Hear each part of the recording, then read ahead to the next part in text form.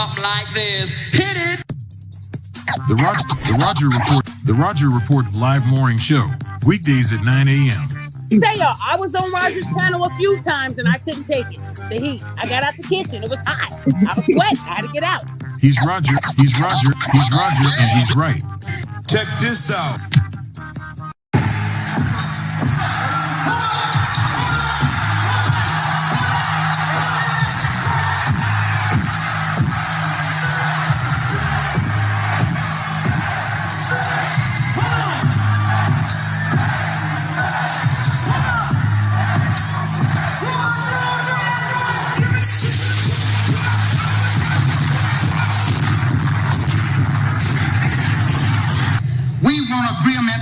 We can live or die. You choose. I have spoken to you a lot of times in hatred and anger, and you have not heard me. Well, you had better hear me today. If you won't listen to me when I make an appeal for the Negroes because you have no concern for the Negroes, listen to me when I make an appeal for America. You claim you love America. Well, we love America. But you are driving us back and you are making a Samson out of us, and we are going to pull down the pillars.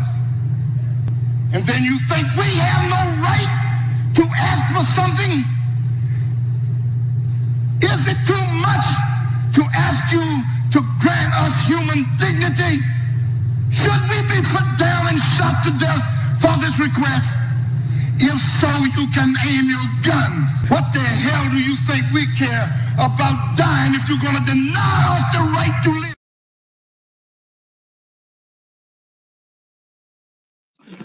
Good morning, folks, and welcome to another edition of the Roger Report Live, the best show on social media. If you are new to the channel, go ahead and take a moment out and hit that like button, because this is where you're going to find the best content on social media. And you don't have to worry about it because you're going to have me right here to make sure that happens. And if you've already been coming to the channel for a while, then go ahead and hit that like button, because you already know what time it is. And you know that this is where you're going to get the best content on social media. It's not a mystery to you at this point. You've seen other people do it. You've even seen some people do it well. But what you have not seen is anyone do it quite the way I do it. So make sure you hit that like button. And everyone, yes, everyone, take a moment out to share the content, y'all. There are so many people who need to get great content like this, and it's just a small thing you can do to help the world be a better place. And isn't that what we want at the end of the day? Don't we want the world to be a better place? Of course we do. So share the content out. Share it through your social media. Share it through word of mouth, or even text someone's phone. But do what you got to do to help spread the word. All right, folks, today we are back for another interesting episode of the Roger Report Live. Today we will be going over beauty or intelligence. If you're lucky, you might get one. Okay. If you're lucky, you might get one. All right. Now, before we go too deep off into this, and I know people may be curious and have some questions, but before we get too deep off into this, first of all, let me take a moment out to say shout out to the people who give me views on a regular basis, because that's the fam at the end of the day. So shout out to all y'all.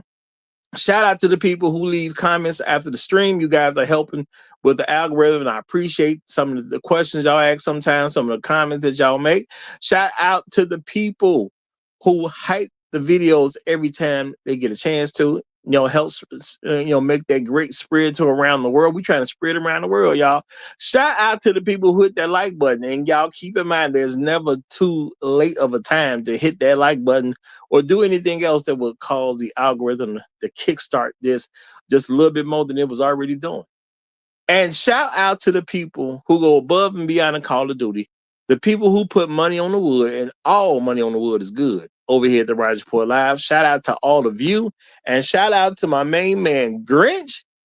He is the sponsor of today's stream. Shout out to Grinch. He is the sponsor of today's stream. Appreciate the good blessings that you that you've rained upon the Roger Report Live. Shout out to you, my brother. Shout out to you.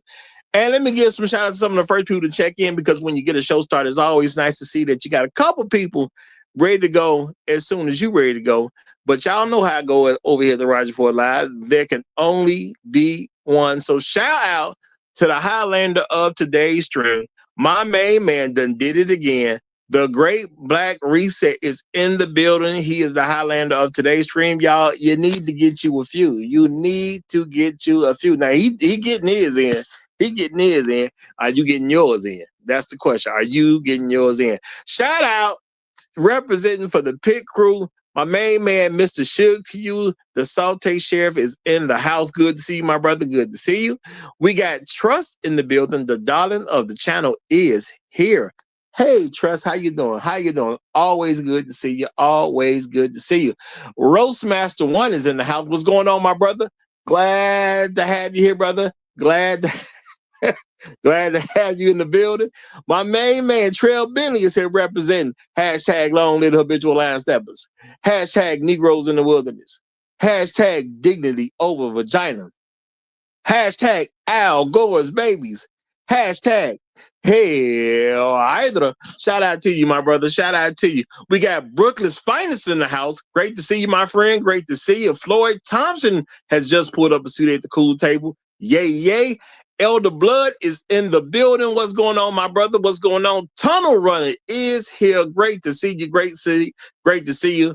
The Pitmaster is checking in. Shout out to Chef Mike's Roundtable. Glad to have you, my brother. Glad to have you. We got Luckman in the house. Great to see you. Terenzo Jones, what's up, my brother? What's up, my brother? All my hoes demonetized. Shout out to you. Afro Merchant is in the building. Bad Black Gamer, what's up, my friend? What's up? Great to see you. Great to see you. Emerald Ed 72, what's happening, my brother? What's happening? And shout out to Inspired Truth Broadcast, who's just checking in. Great to see you, my friend. Great to see you. And shout out to all my hoes demonetized coming through. First super chat of the stream. And thank you for helping me get off to the good start. He says stream. He say stream reported already. Ninja, hashtag show sucks. Shout out to you, my brother. Shout out to you. Now that's just plain hilarious. Stream reported already. You know what? It may be. You never know. You never know, because it just might be. People get sensitive sometimes. People be getting sensitive sometimes. Now I know that ain't you. Okay, I'm just gonna say that right now. I know that ain't you getting all sensitive around these parts. I know that ain't you. Okay, so it is what it is. We're going to keep it moving, y'all. And we're going to get into this great subject matter, y'all. Okay? We're going to get into this great subject matter. Because I heard some women talking, y'all. I heard some women talking. Okay? They be coming up with these strange little things. They be coming up with some strange little things, y'all. Strange little things. You know, but I'm going to say shout out to all the black women out there. Shout out to all the black women, because black women are in a, this beautiful place where, you know, as a black man, if you do pursue black women, okay. Now, it can be different in other countries, but in America, I'm telling you how it is. You might find something different in other countries, but in America, you got this thing that creates a situation where you possibly could get beauty. You possibly could get intelligence. But realistically speaking, if you lucky, you might get one. Okay? Now, I know that could make some people feel some type of way. Understand, this ain't got nothing to do with Roger, y'all. This is about black women and who they choose to be. Has nothing to do with Roger. It's about who black women choose to be. Because they do live in a free society for the most part. Okay, they do live in a free society. Shout out to the Great Black Reset. Appreciate your super chat and helping me get off to the good start. He says, fire round table talk. Shout out to Black Rule. You ain't lying, brother. You ain't lying. We definitely had another great one. Y'all, boy, that round table stuff be popping, y'all. Y'all should hear some of that stuff that go on. Y'all should hear some of that stuff that go on. That round table be good stuff. That's real talk. So shout out to you, Great Black Reset. It was great to be at the round table with you, and that's real talk. Okay. Y'all, let's think about this. And I want Black women to start paying a little bit more attention so they can know and understand what's going on. Because a lot of them, they be getting older, they be having certain things go on. They do certain things in life and they want to feel successful from a man's perspective. And I'm not saying there's nothing wrong with you being successful from a male perspective, meaning that you have achieved certain things, you've earned certain money. It's cool. It's cool.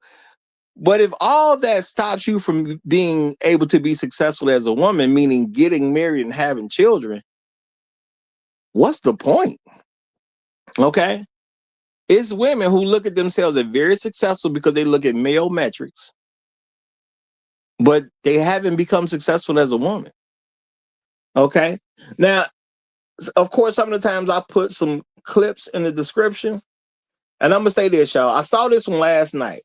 I don't even know who this particular brother is.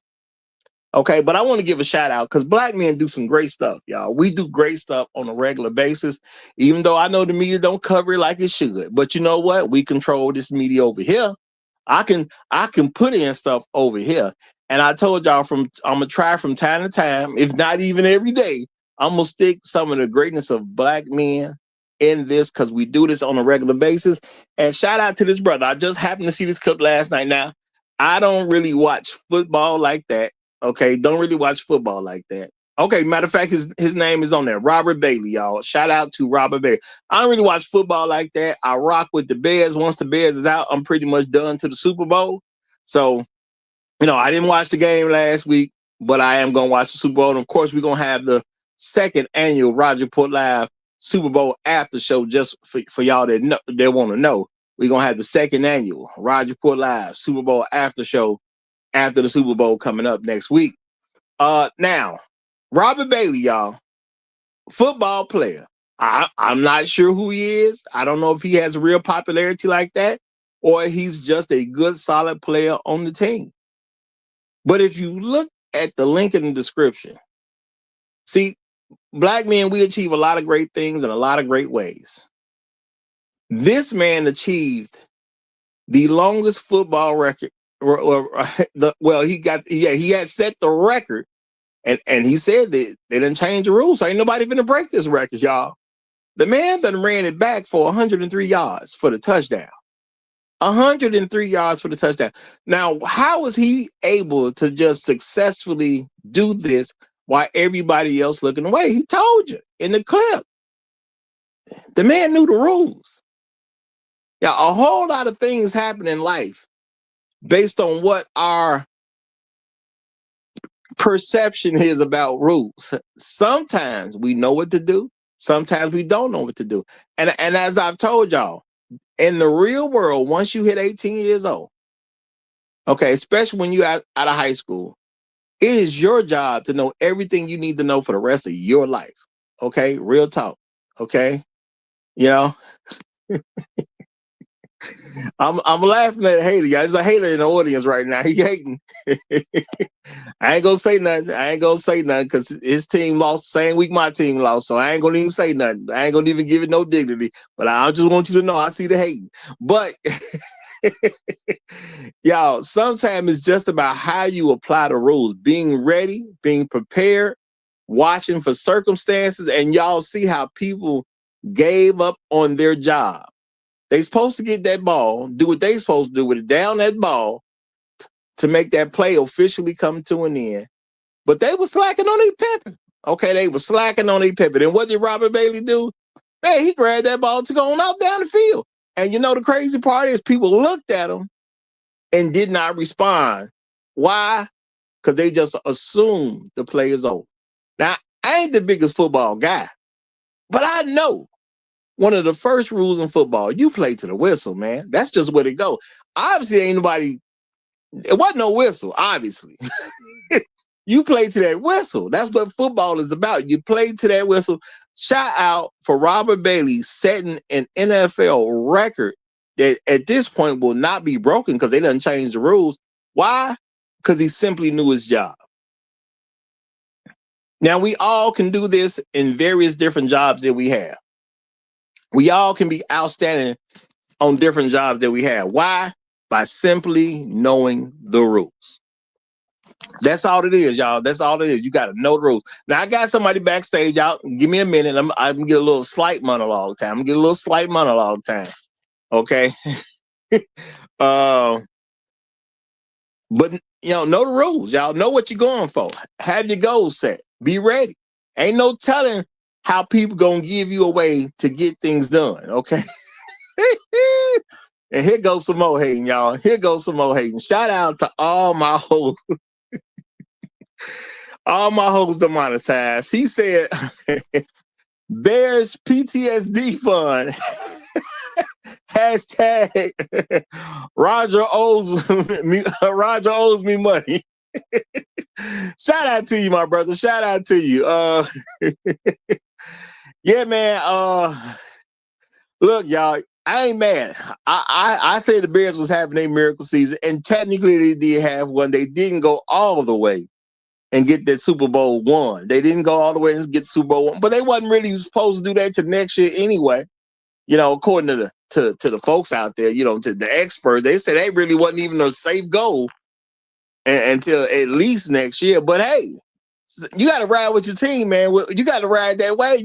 You don't want to be You don't want to be caught jumping on the bandwagon at the championship game. That ain't how you supposed to do it. Okay, not no real fan. You got to be on the bandwagon day one. Okay, so no. Every year, y'all. Every year. My only football prediction is Bears going to the Super Bowl and winning the championship. That is my football prediction every year.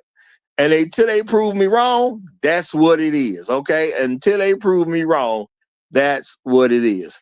Real talk, okay? I ain't no fair weather fan, but shout out to Robert Bailey doing incredible things by simply paying attention, okay? And I think that's something black men really need to, keep that in mind. Keep that tucked in. Just pay attention. Sometimes great things happen. You're just paying attention. The man just simply paid attention and it paid off. Real talk. Okay. Now, getting into this thing, y'all. We had the lovely Melissa Ford, y'all. Yeah, the Melissa Ford, the first video vixen, y'all. She the one that started it off, okay? She was the first video vixen. Real talk. Her name started making some headway. And I'm going to tell you real talk. It happened right around when Jadakiss went solo. Well, he did a solo album. I ain't going to say he went solo, but he did a solo album. He dropped a single called Knock Yourself Out. There was a nice video that went along with that. And boom, that's when they started talking about this woman being a video vixen. And then it kind of stretched to some other folks. She was day one, the first acknowledged video vixen out there. Okay. Right on that Knock Yourself Out video. And you know what? She made an interesting comment. Okay. And the thing is, y'all, we as men, we need to be a little more honest with women sometimes. Now, she said, she presented herself one way, but she didn't necessarily have people seeing her the way she believed that she presented herself. She think men saw this body, this beautiful woman, and for some reason, we just couldn't figure out that she was multifaceted. For some reason, Melissa Ford thinks she was so beautiful at that time that we could not see a whole human being. Now, you know what? Women come up with some very interesting conclusions sometimes. That's all I'm gonna say. She came up with one, but many women come up with these crazy conclusions because they have an ideal in their head that they just won't let go. Okay, just won't let go. So, I'm glad she shared it. It's nice to hear her say what it was, at least in her perception. I was this gorgeous thing, and I was so fine that men could only see me as a body, as a beauty figure. They could not see the whole person. They couldn't see how intelligent I was. Now, my thing is, Melissa Ford is, I mean, she's just a person who got a little bit of fame on her. She's just doing what a lot of women do. They come with a whole lot of reasons why things is not working in the way they think it's supposed to work in. Okay? Now, I'm not finna get up here and say, number one, I'm definitely not gonna say Melissa Ford wasn't fine. Okay, Melissa Ford was one of the coldest. Okay, she just didn't age some, and she ain't aged that bad. She ain't aged that bad.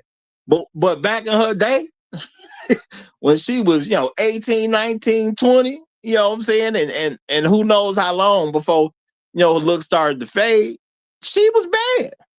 Cause ain't nowhere in the world we seen that knock yourself out video, seeing how bad she was. Now, I don't know how old she was at the time. She could have been 20, 21. Obviously, as an 18-year-old, she was good to go. Point blank, period. She was good to go. And she was a 10. Okay, she was a 10. And how do I know she was a 10? Because she fit what a 10 is, y'all. There is a reality scale that people really need to understand sometimes. Melissa Ford definitely fit a 10. Now, how do I know this? Okay, a 10, just like on this reality scale, y'all, 10s are paid to be beautiful. That's what was happening with Melissa Ford. No children. She was 18. She was out of high school. She's going into the adult world to do what she's going to do and make her mark. And she was paid to be beautiful. That's a 10. Everybody who think they a 10 and ain't nobody paying you to be beautiful, you wrong. Okay? You just wrong. It is what it is. You were not a 10 unless you were being paid to be beautiful. And yeah, she was being paid to be beautiful. So we're not going to sit here and act like she wasn't bad. Okay? She was super bad. Real talk. We're going to give her that. We're going to give her that. Now, I heard her say the guys wasn't really picking up on how intelligent she was. Now, I'm not finna sit here and call Melissa Ford stupid for no reason. I'm not gonna do that. Okay. But Melissa Ford, hold on. Let me slow down. We got a super chat. Let's see what the super chat say first. Shout out to Bad Black Gamer. Appreciate the super chat, my brother. And appreciate that 57-cent Trail Bentley tax. Appreciate you big time, brother. Appreciate you big time. He says Melissa Ford started video vixen era. Well, yeah, absolutely. She sure enough was. She started. Okay. She's the first video vixen out there, period. That's just real talk. I'm not saying it wasn't women that looked good in videos before her, but she was the one that was actually addressed as a video vixen. And then, other people eventually kind of got it applied to them, but it was her. It was definitely her. So she was a bad mama jamma in her day. Okay, she was a bad mama jamma in her day. She had her day, and it was a good day. Okay, because again, y'all, I'm not saying she aged poorly. She's still a nice looking woman especially for her age. She definitely a nice looking woman for her age. She 48 because she said she about to be 49 on her birthday, so that makes her 48. As a 48-year-old, she's attractive. Okay, that's real talk. She's an attractive 48-year-old. But let's not forget she is a loser. Okay, she is a loser. Now, if y'all are new here, you may not understand what a loser is. A loser is a woman who gets to her 30th birthday and has never been married. That's a loser. Now, people may say, well, but Melissa's this and she did that and she accomplished it. Yeah, if you want to look at what she did, if she were a man, sure, you got some stuff to talk about. But she's a woman. Success as a man looks different than success as a woman. A successful woman is worthy of someone marrying her. It just is what it is. Okay? If won't nobody marry you, every man that you came across came to the answer of no. Now, I'm a little surprised that she could be as bad as she was looks-wise. And then every single dude she got around said no. I wouldn't have guessed that back in the day. Okay. I wouldn't have guessed that. You know, if somebody would have asked me the first time I seen her, do you think this woman would be married with some children one day? I was, yeah, of course. Look at her. She bad. How's she gonna mess that up? You know, that's what I would have said. How's she gonna mess that up? But sometimes, y'all, God will give you everything you need to win. And you will find a way. You gonna find a way to snatch defeat out the jaws of victory. Okay? That's what you do. You find a way to snatch defeat out the jaws of victory. Okay? And that's what Melissa has done. Now, I appreciate the fact that she said that the men couldn't see her. They couldn't see how intelligent she was. Now, I'm going to be honest, y'all, because I don't want to insult the lady. But Melissa Ford ain't never came across as especially intelligent. I'm just going to say that. I'm not saying she's slow. I'm not saying she don't have regular intelligence. But she ain't never came off as like especially intelligent. She just didn't. You know, I don't remember Melissa Ford saying anything that was a quote unquote quotable. You know, I'm not saying I'm a Melissa Ford fan. I ain't followed her stuff. I ain't watched all her interviews.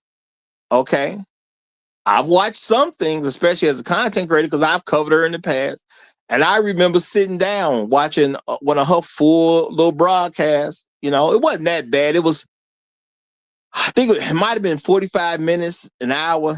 So it wasn't a whole lot of time, which I, shout out. Thank God for that. Thank God for that.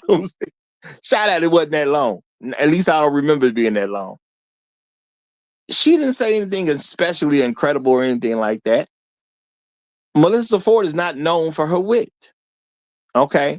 Now, I'm sure a lot of y'all by this point seen that little joke that was going around that they shared on a podcast to Melissa Ford talking about when God created man and woman.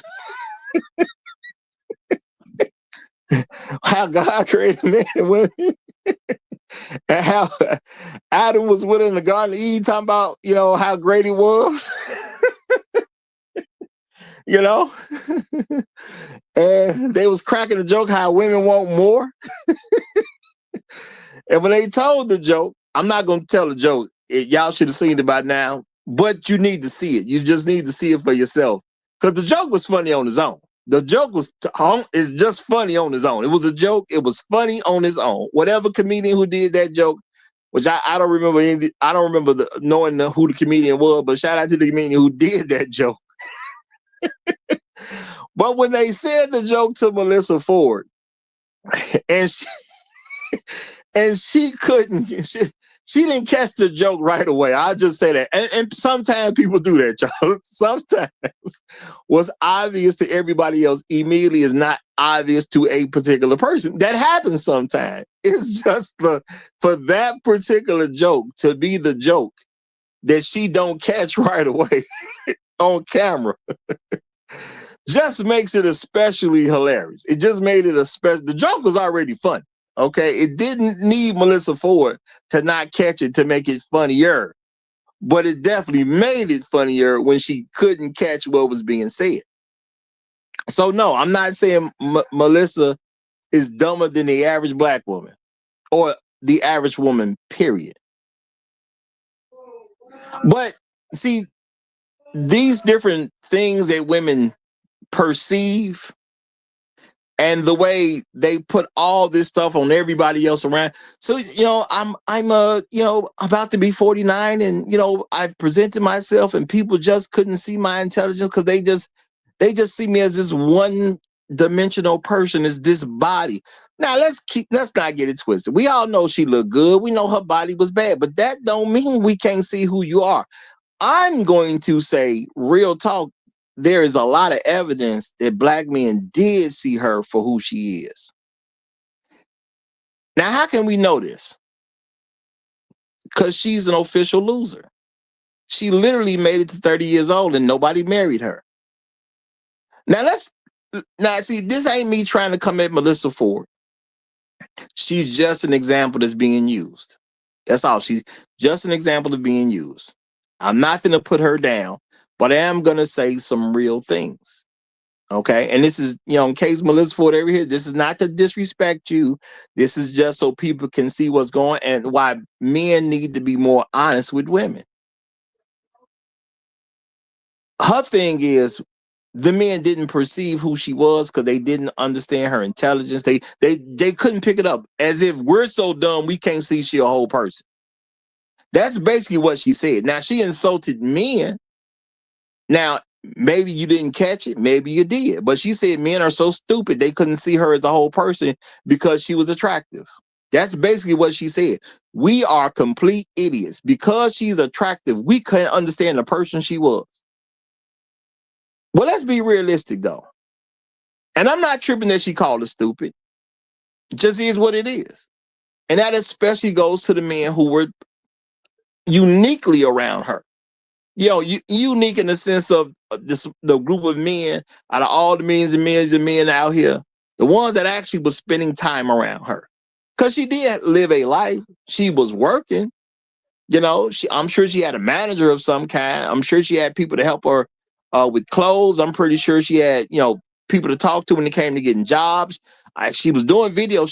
She was around different rappers and whatnot. She was around people who had a certain level of intelligence, and she was around people with a lot of money. And let's not get it twisted. It ain't like just the rappers have intelligence. It ain't like just the rappers have money. People who work in the media field get paid some pretty big money. The camera guy make a little bit of money. Directors make a little bit of money. Okay. Now, I ain't saying Melissa got to pull the rapper. Okay. I ain't saying she got to pull it, but it was some other guys they could have got pulled. And I'm pretty sure as good as she looked at that time, I'm pretty sure those guys took interest in her. But to just say the men couldn't see how multifaceted you were simply because you were beautiful, y'all, being realistic, we got to accept that there's a certain amount of stupidity in that statement. And see, this is the thing, y'all, as I've said time and time again, stupidity is a choice. Okay? Stupidity is a choice. Rather than deal with her shortcomings or see how messed up she was even at that time, she has to come to a conclusion that men are so stupid because she's beautiful, we cannot see her as a multifaceted person. The evidence shows that men saw her as a multifaceted person. How do I know this? Because no one married her.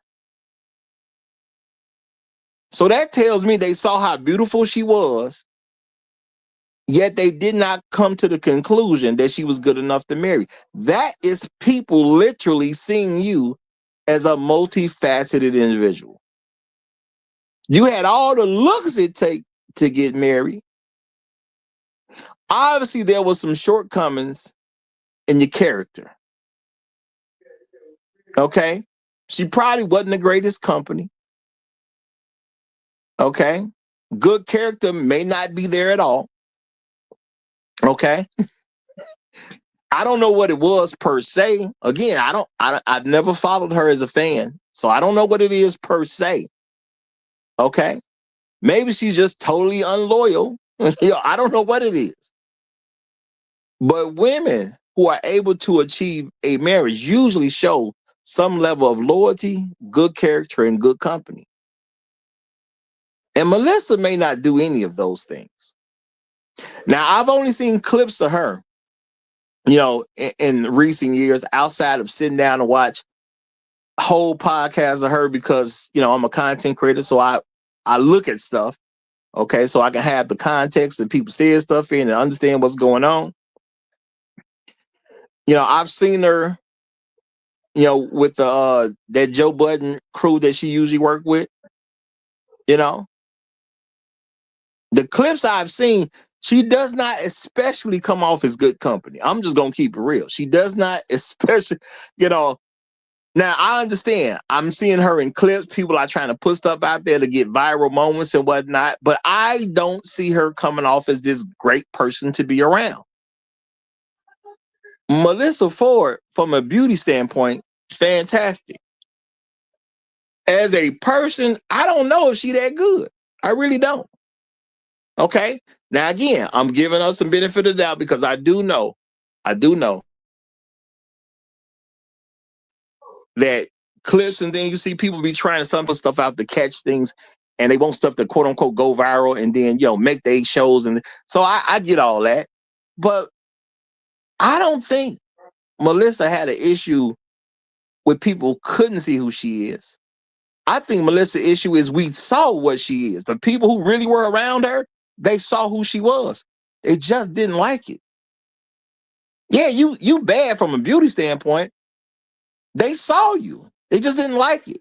So, you got women who are beautiful. You got them who can be intelligent, but how are they actually perceived?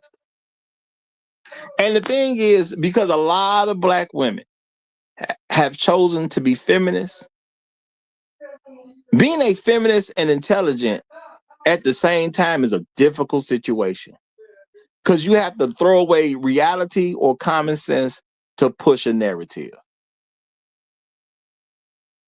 And a lot of Black women just about every single Black woman in America is a feminist. Not that they would admit it, but if you watch their actions, look at the stuff they say, how they move, you can see it. You can see it. Okay. Now, if you ask me to put my money on whether Melissa Ford is a feminist or not, oh yeah, I'm putting my money on that. She definitely come off as a feminist to me. So I get why she never was able to achieve a marriage. She had the looks. She wasn't fat. She wasn't ugly. So what was the problem? The problem is who she is as a person. But I'm going to go ahead and open up the mic because I got my first guest coming on. Shout out to Return Specialist. Glad to have you. You got the mic, my brother. Return Specialist, you have the mic. Right. Thanks for having me on, Roger. Okay, I'm not hearing them. Let me see if that's a me problem. That's me. That's me, Roger. I think that's me. That's me, Roger. That's me. I'm sorry. Thanks for having me up, brother. Can you hear me now?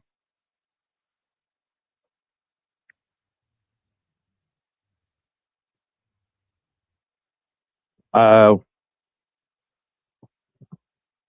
pretty much want to say that that Robert Bailey clip, that's one of my football return specialist idols. Okay, I do know there was a problem with me. Return Specialist, are you there? Yeah, I'm here. Okay, there you go. There you go. You got the mic, my brother. Oh. You allowed to make a 2-minute opening statement. I guess you don't know the rules. I thought you were someone else. But let me pull me. It's Floyd. Oh, okay. Well, go ahead, brother. Yeah, okay. All right. I couldn't hear you. All right. Yeah, go ahead, brother. Yeah, if I say return specialist, because Robert Bailey was my inspiration playing football growing up. Him and Deion Sanders, but he didn't get that much shine though, because he played for the Rams, of course, and they had some horrible teams during that year. Yeah, the Saints they fell asleep on that play, and he capitalized on the moment of taking advantage of something the whole 11 people in the squad missed. Yep. And the only person that kind of caught on with the punter, but he was all the way off the field by then.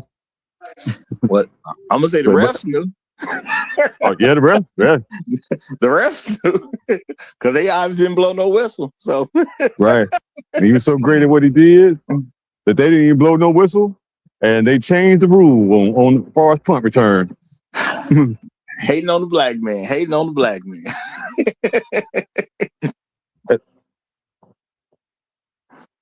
And as far as Melissa Ford there, bro, she falls in the category of what these women be trying to say that they want. Tall, handsome, muscles, 6-figure dude. I've seen her in action in Chicago. a couple of different events. And yeah, she just have a monstrous attitude, man. You know, pretty winch, I should say. So, I understand why she lost. She wanted too much to being feminist. Being a whole feminist, that she got what she deserved, yo. If you see on social media, she doesn't come off as the most intelligent person. She just tries to make the room center of attention should be on her. That's why I got to Joe Budden's podcast, because they always look to her on his podcast. Like, are you cool with that? It's kind of like they try to play, dance around him. Like, this is a joke. Like, it's your podcast, man. Replace her, get somebody else. And she don't like the video Vixen turn. She's one of those ones that she could have killed that, because being the first video Vixen, she could have changed the narrative with that, but she chose to stay into, being a feminist. Now let me play in there, Roger. Thank you for having me, bro. Well, appreciate you being here. And I'm gonna say, sometimes when you're making history, you don't really know that you're making history. You're not really aware of the impact you're about to have on history. And that's just how it goes sometimes. So I'm pretty sure she didn't recognize it in the moment, by her being the first recognized video vixen, what kind of power come with that, or what kind of influence come with that, or leverage, or, whatever you want to say. She probably just didn't recognize it at the time, but when it comes down to it, this is the thing. Okay. And this is why people need to pay attention. Now this may be a woman, could not be a woman. I don't know, y'all. Because Sutter Kane not paying attention. I'm just saying that you don't seem to be paying attention. This is a question being asked. They said, what was it that gave us, so I guess as a man, gave us as men the impression that a wife, quote unquote, had to be good looking first and foremost? See, you're not paying attention. The point about Melissa Ford is she looked good. Nobody can say she was fat or ugly, which kept her from being desired by men. See, you're not paying attention. Melissa can't use the argument that I was fat, so men didn't want to talk to me. Melissa can't say I was ugly, so men didn't want to talk to me. The reason she was as beautiful as she was and came out without being a wife is because of who she is as a person. So you're not paying attention. You got to pay attention, brother. You got to pay attention. It wasn't no dude that was talking about Melissa Ford don't look good. Nobody was saying that. I ain't hear one person back in the day say Melissa Ford don't look good. Nobody said, her eyes look crazy. I can't take it. Nobody said her forehead is crazy. I can't take it. Nobody said her lips is funny. I can't. Nobody was saying that. All you heard from the men that I heard speak about Melissa Ford, all you heard was how good she do look. So nobody can say she was so ugly she couldn't get guys' attention. Now, the thing is, she was around men with great careers and rap stars, because she was in multiple videos. So she was around, quote unquote, successful men. So what's the problem? The problem is her. So you gotta pay attention, bro. We don't want you getting caught up in the game out there because you're not paying attention. Don't be like them brothers on the field that let Robert Bailey run it back. Don't. You gotta pay attention, man. You gotta pay attention now. Okay. TV commercials. So these around record executives, the 5 biggest record labels. Yeah. In the music industry. Ain't no telling what type of men she was around too. You go to, people have parties, there's events, there's award shows, all kinds of stuff. Yeah, you think Melissa Ford wasn't invited out to places? You know what I'm saying? I'm pretty sure she was with all the big time folks, you know what I'm saying, on a regular basis. She was with a gang of big time. Well, she may not have been with every single big time person, but a lot of folks who could make moves in the music industry, I'm pretty sure she was around. I'm pretty sure she got invited out to certain situations where there's going to be people there, different events, probably award shows, all that good stuff at the end of the day, because she was the first video vixen. So it ain't I can like say she five. I can say five right there. Dr. Dre, Snoop, Suge Knight, Death Row. You with around Rap a Lot, Death Row, and Murder Inc. and Cash Money. Oh, come on. You hey. and you got to You understand, failed. those are just the big names. When you're around those people, there's again other people with good, solid careers, making good money. Because you have cameramen, you have directors. You know what I'm saying? You got probably bankers, all kinds of folks. And people are fans of those people that he just named. No, tell them what kind of access you have access to as a attractive woman. Okay. Shout out to Terenzo Jones. Appreciate the super chat, my brother. He says, Pennywise, he'll make you laugh or cry. If you're lucky, you might get to do one, or you might float. Who's the problem? The onlookers or Pennywise? Shout out to you, Terenzo Jones. And that makes all the sense in the world. Now, again, y'all, this is not about me jumping on Melissa Ford. She's just a great example to use, especially with the statement she made talking about men are so stupid, because that's what she really said. Men are so stupid that they could not see me as a multifaceted individual because I look that good. That's a little arrogant and very stupid. Okay? She made herself look stupid by saying that people were stupid, or she at least implied that men were stupid. How many men were stupid that was around you? Because I believe it was a lot of guys who just wanted to be around you. Why? Because you just looked that good. Nobody was talking about she ugly. You know, even a guy that was just delivering sandwiches wanted to be around her. The guy who was just delivering a pizza wanted to be around it. I'm sure she had pretty much pick of the litter in a lot of situations. But y'all, black women do this thing where a lot of them subscribe to feminism. And once you subscribe to feminism, you have to say stupid stuff to be in your feminist narrative.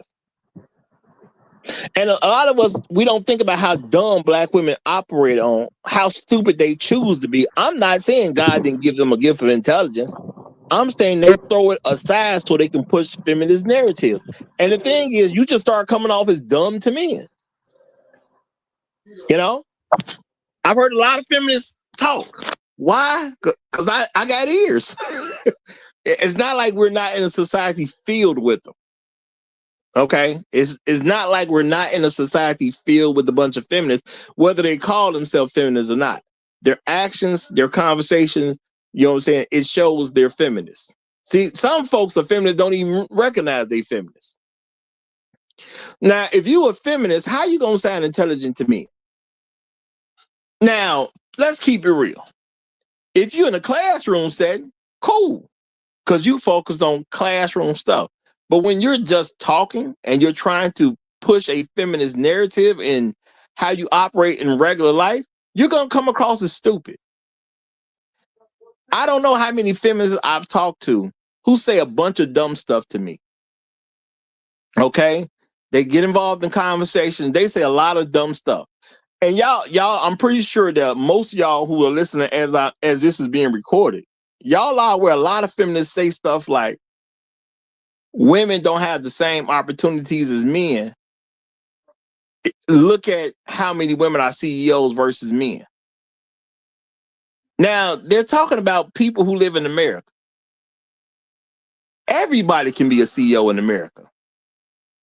All you got to do is start a business, appoint yourself as CEO. So to say women don't have an opportunity to be a CEO is number one, it's just an outright lie. And if you think about it from an intelligence perspective, and this is how people are trying to come across, because they're trying to make a point where women don't have the same opportunity as men. Didn't the men have to create the business? But see, what? No, but we're not talking about any business. We're talking about successful business. Didn't the people who ran the business have to make the business successful? You think they just started a business, then overnight it's just boom? Now they just a Fortune 500 company with no work involved. But you have to say stuff like this so you can push a feminist narrative, which means what? You start saying stupid stuff, and you start saying stupid stuff, and we as men not supposed to recognize you stupid. And again, it's not that I'm saying women have to be stupid. This is a choice. How many women talk about the wage gap? Okay, and I said, well, what wage gap? How do you get a wage gap? Okay, how do you get a wage gap? Because last time I checked, the general consensus is when a person gets a job, the job has an assigned amount of money to it. It's not usually a person picking what somebody's going to pay them. Jobs, the average job has an assigned amount attached to the job. You can get a job and that job pays $10 an hour. Okay? They don't care whether you're a man or a woman. The job pays $10 an hour. Now, this is the thing. Can women get a job that pay $10 an hour like a man can get a job that pay $10 an hour? Yeah. You do 40 hours a week, that's $400. Can you do that? Yeah. You live in America, that's available to you. So why do women argue so much about a wage gap? Now, let's keep it real. Do men earn more than women? Yeah, because men aren't as lazy as women. See, now people be like, "Well, Roger, that's now how you gonna say women lazy?" Hold on now. If there's more women than men, which means women can occupy more jobs than men, and men can still out earn women, at some point I gotta just say y'all lazy. Because if you push this stuff that everybody's equal, there's no differences, so if you can do everything a man can do, which is a narrative that feminists push, then what other conclusion can I rightfully come up with other than you're just lazy? If you outnumber men and don't earn as much as men, aren't you just lazy? Because people would say, well, no, we're not getting opportunities. What are you talking about? As a man, when you have your 18th birthday and you finish high school, I'm putting those two things together. You got to make some decisions in the world about what you're going to do. Are you going to the military? Maybe you're going to college or some form of trade school to further your education. Maybe you're going to get a job, or maybe you starting a business. Anything other than that, you ain't finna make no legal money anyway. But all those things a woman can do. And she can also just marry a man who already got money. So she got an extra option that men don't really have. So at the end of the day, how can I listen to your plight and talk about money and lack of opportunity and not come to a solid conclusion that you stupid? And I know God didn't do it to you. So this is a choice. Hence, stupidity is a choice. But Tunnel Runner, you got the flow, my brother. Roger. Some of the most powerful women, some of the most richest women in America, in the world, are married. They find themselves at a very young age that the most successful way to get rich and powerful is to marry somebody who's rich and powerful. So if these women were so intelligent, they would push their way into marriage, finding a good man and staying with that good man to continue their wealth and power. I mean, that is an option. It's definitely an option. So I believe we should not pretend it's not available to them. Okay. Yeah, I Oh, don't it's have no definitely reason to available pretend it to ain't them. available. And some of the ones that are very successful, those women are the women who make sure they find the man and get with that man and stay with that man and do what that man wants them to do, gets on his program. And they can also do, once they're on his program, he usually will let them do a lot of other things that they can be, rich, powerful. And they got a man already. They made the first step by getting married to the good man. Well, well said, my brother. Well said. All right. Well, we have another guest. We got Toya, who has joined us. The darling of the channel is here. Toya, you have the floor. How you doing, Roger?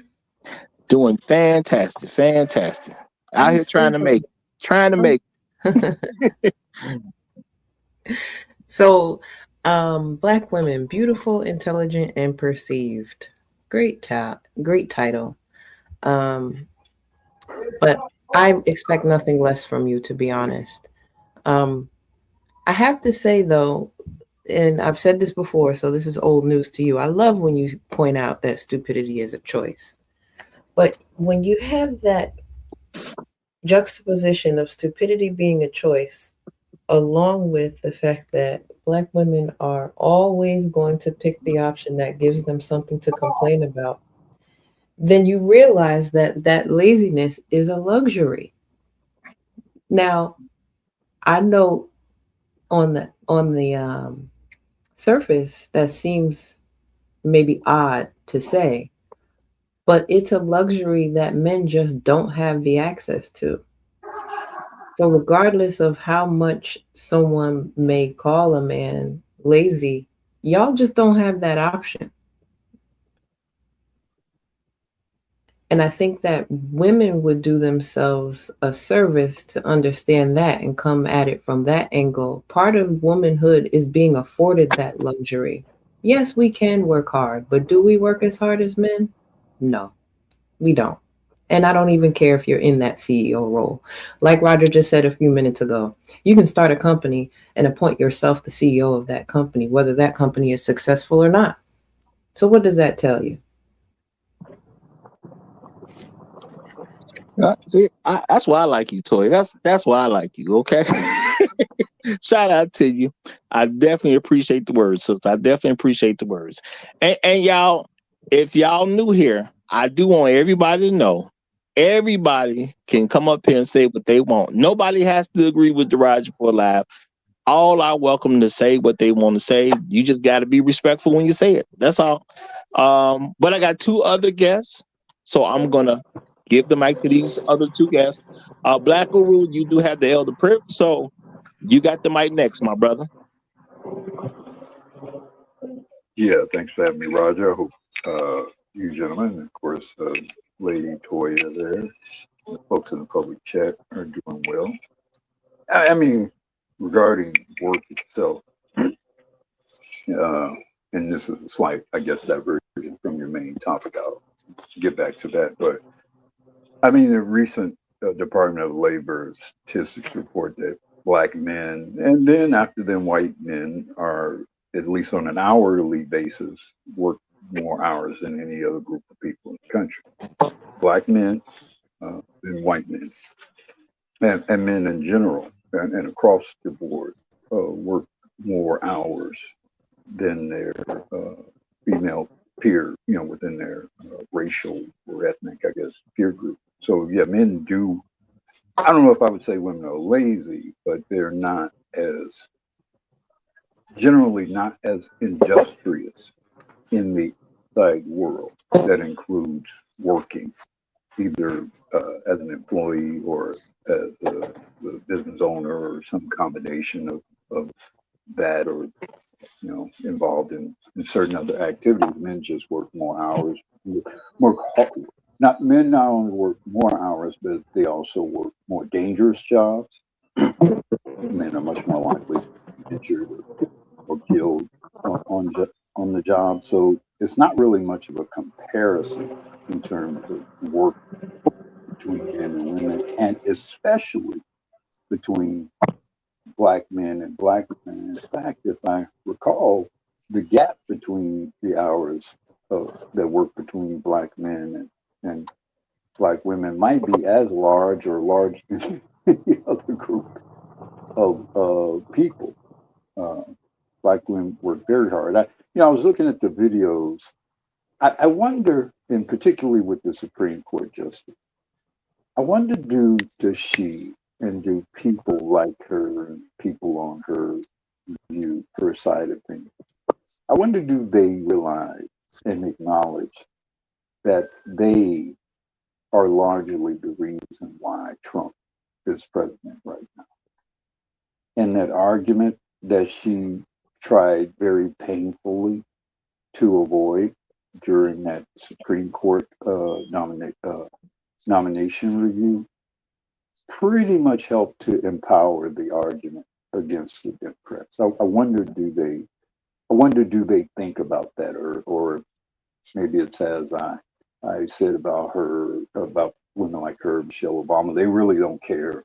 There are 10 chairs. We're playing musical chairs. There's 100 women, and they got their chairs.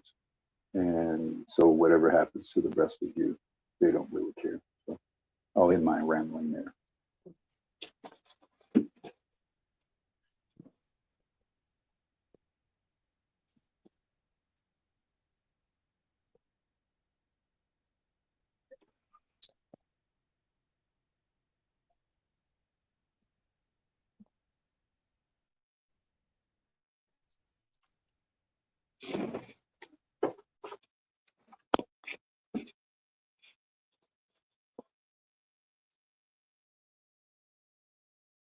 Oh, my bad, y'all. My bad. I was muted. I have Jasmine coming up.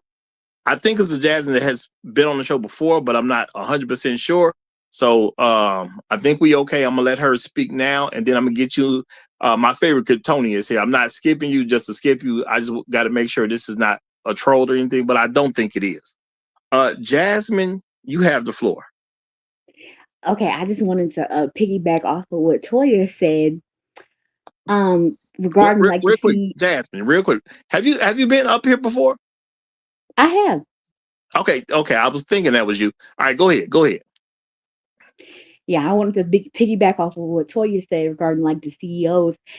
She's absolutely right, because one of the things that I've noticed recently due to the snow is that even in the times of adversary, men still do their job. And, they don't have these excuses, because I've been taking these Lyft to work. Every single one of my Lyft drivers are male or men. Every single one. The females done said, "Oh no, we can't, we can't do this." We get scared in the times of adversary. But it really, like, when I seen that during the snow, I saw, who's out there shoveling, who's out there still on the road. I was observing. Every time I look out, okay, it's a man or whatever. And even for the CEOs, even times of adversaries or things get tough, they still show up. So yeah, I just want to piggyback off of what Toya had said. All right, appreciate that. Now, I don't know what his name is today, but my favorite Kryptonian done disappeared on me. But when you get back, I got you, brother. When we get back, I got you. Now, see, my thing is this, y'all. If you live in America, we all got access to basically the same stuff. All right. Now, if you're going to talk about, if you see, my thing is, because Black women choose feminism so much, which is, again, that's a choice too. They choose feminism. So they talk in these ways that don't really make any sense when you think about the stuff they saying. And I do believe Black women have a huge problem, because they just sound so stupid to men, but men ain't just being upfront about how stupid they sound. Because when you choose to be a feminist, you got to say feminist stuff. You have to give this narrative out from time to time, even though you're just having a regular conversation with somebody. You're saying a bunch of feminist stuff, and a lot of feminist stuff just don't make any sense. But the thing is, because it's a woman, men are supposed to feel uncomfortable telling the truth about things when things come up. Because, people say, well, anything a man can do, a woman can do better. Okay, that's fine to say. Now, Jasmine just pointed out what, certain states been having an issue with snow recently. Okay. I'm in Chicago. We just got hit with a little bit of that, and I'm going to say, when that snow hit, it's just like many other days. I don't see no women out there shoveling anything. So realistically, y'all, who just called off? When the snow came in, who called off? You think a bunch of men sat around and called off work? No. But I bet there's a bunch of women who called off. Now, 18 first responders from the hospital. 18 first responders from the hospital. I know that for a fact. 18 first responder women go to work ERs and burn units and stroke units and called off. Mm-hmm. And meanwhile, I was here clearing the snow off the cars for my mother and grandmother, and I joked. I said, "Man, I feel like the man of the house. Where do I hand in my resignation? Because I don't want this position." I can definitely understand that. And this is the thing. As a man, if it snow, it snow. There's really nothing to think about. You go out there, you move the snow, because whatever we got to do, got to get done anyway. You know, I'm a person, and I'm not saying you got to be this way, but I never concern myself with weather. I just don't. Just put on enough clothes and get out there and do what you need to do. Why? Because it needs to be done anyway. And since I'm a man, I'm pretty much know I'm not going to be able to just shift my responsibilities on the other people, because men ain't really got it like that.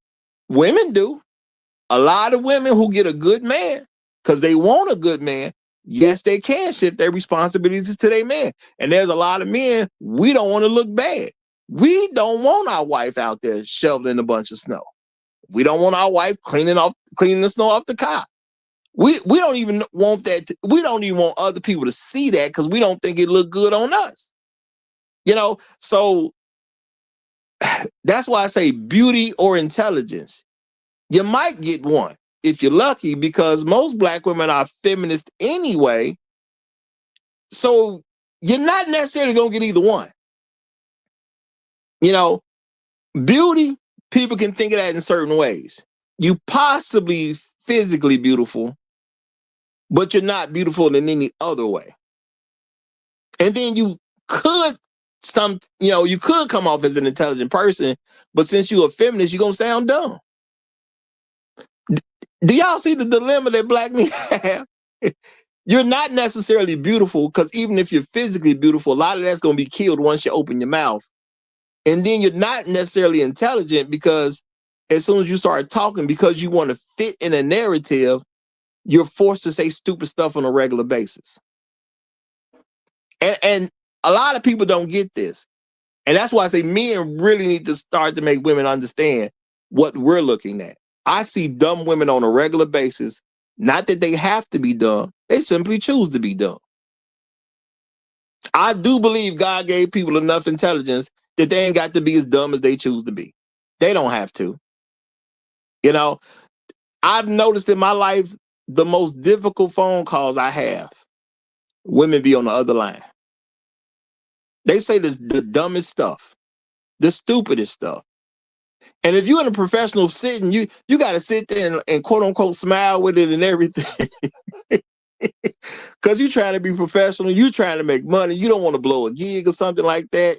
You don't want to start no problems. If you're at work and you got to deal with any type of customer level stuff, you got to listen to this idiot on the phone, and you got to be nice to her. Yo, y'all know how it goes. Somebody ain't paid their phone bill. They calling up to the company to express that we should get service regardless that I ain't paid my bill.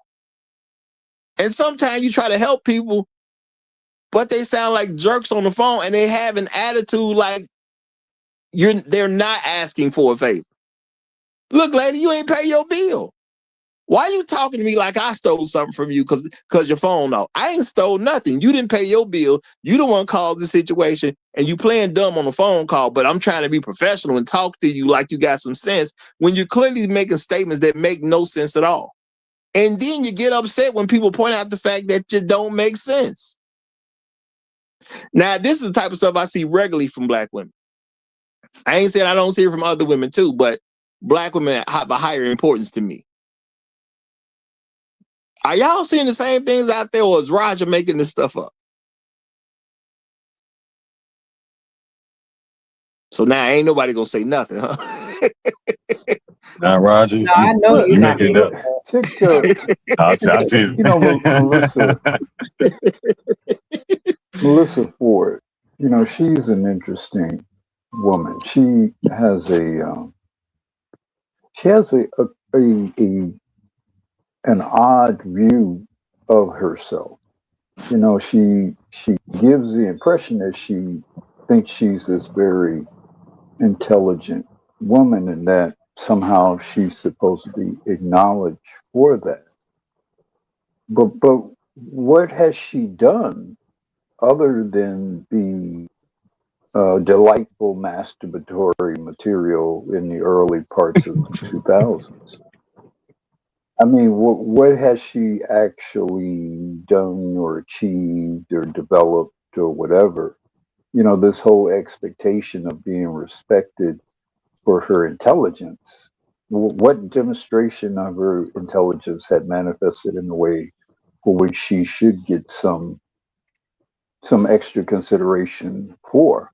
I mean, most of the I guess the booty models of 20 or so years ago, they settled down somewhere, got married, had families, I guess, and probably are doing okay. They're not necessarily expecting to be given some undue attention 20 plus years later. So she's a very interesting and somewhat self-deluded woman. Black Guru, do you Yeah. remember when she started saying this whole traditional progressive thing? No, although that sounds very oxymoronic. Exactly, and that's what I was going. That's exactly where I was going with this. If that doesn't tell you everything you need to know, But don't I don't know surprise me what that she will. would use that term, though. Yeah, it don't surprise me that she would use that term. Yet she wants us to take her seriously and perceive her as intelligent. Good luck. Now I would say shout out to Suck It for 40. Glad you came back. You got the mic, my brother. You got the mic.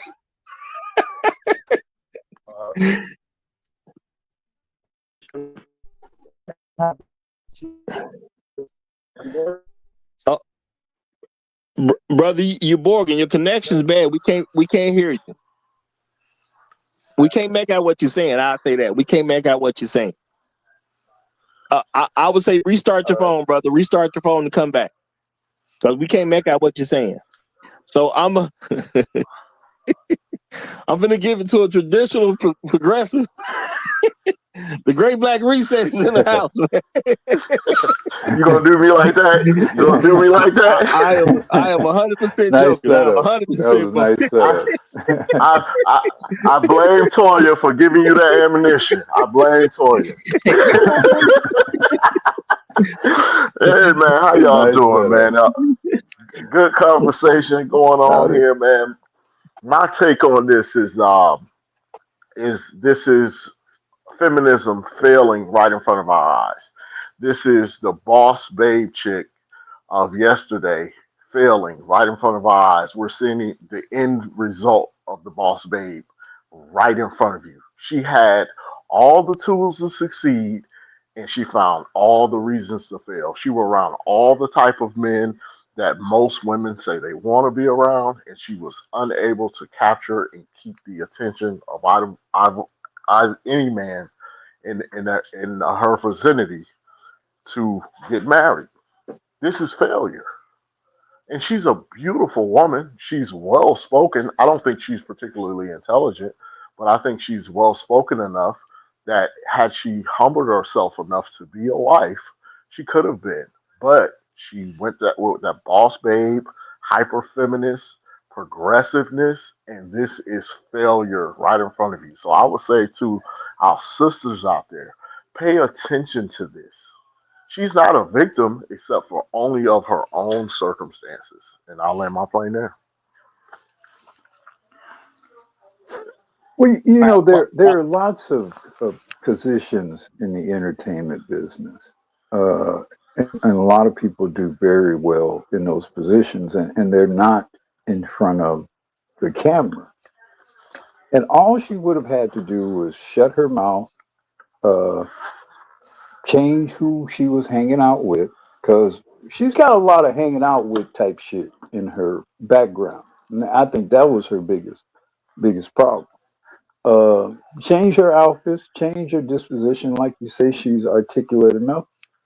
She could have pulled some associate producer type or whatever and live a very comfortable life, you know. But she wanted to boss around the bosses. It's very obvious that she wanted to boss around the bosses, and they, used her for what she was worth and dumped her. It's pretty obvious. I And can't I'm gonna disagree. say, you know, I mean, shout out to Melissa Ford. She did a thing, but my thing is your thing didn't even get your husband. How much of a thing was it really? It really didn't amount to nothing. Now you might be able to say she has men's markers of success, but since you're a woman, does that even count? No, it don't, because you're a woman. You know, and then we have I'm trying to say her name correct. I believe it's Ketanji Brown. You know, first black woman on the Supreme Court. The woman's so smart that She stood there. she was somehow dumb because she couldn't say what a woman was, y'all. A woman. She a judge. Now I ain't know nothing about Ketanji Brown until she had her nomination, right? Now I'm watching the judge. This is a person that people go to court with. People go to court. This is the person presiding over a case. Now, to my understanding, most judges are usually lawyers first. So I'm not saying they slow people. They was able to pass the bar 9 times out of 10. You know what I'm saying? Ain't most judges a former lawyer? This is not a thing that dumb people usually get into.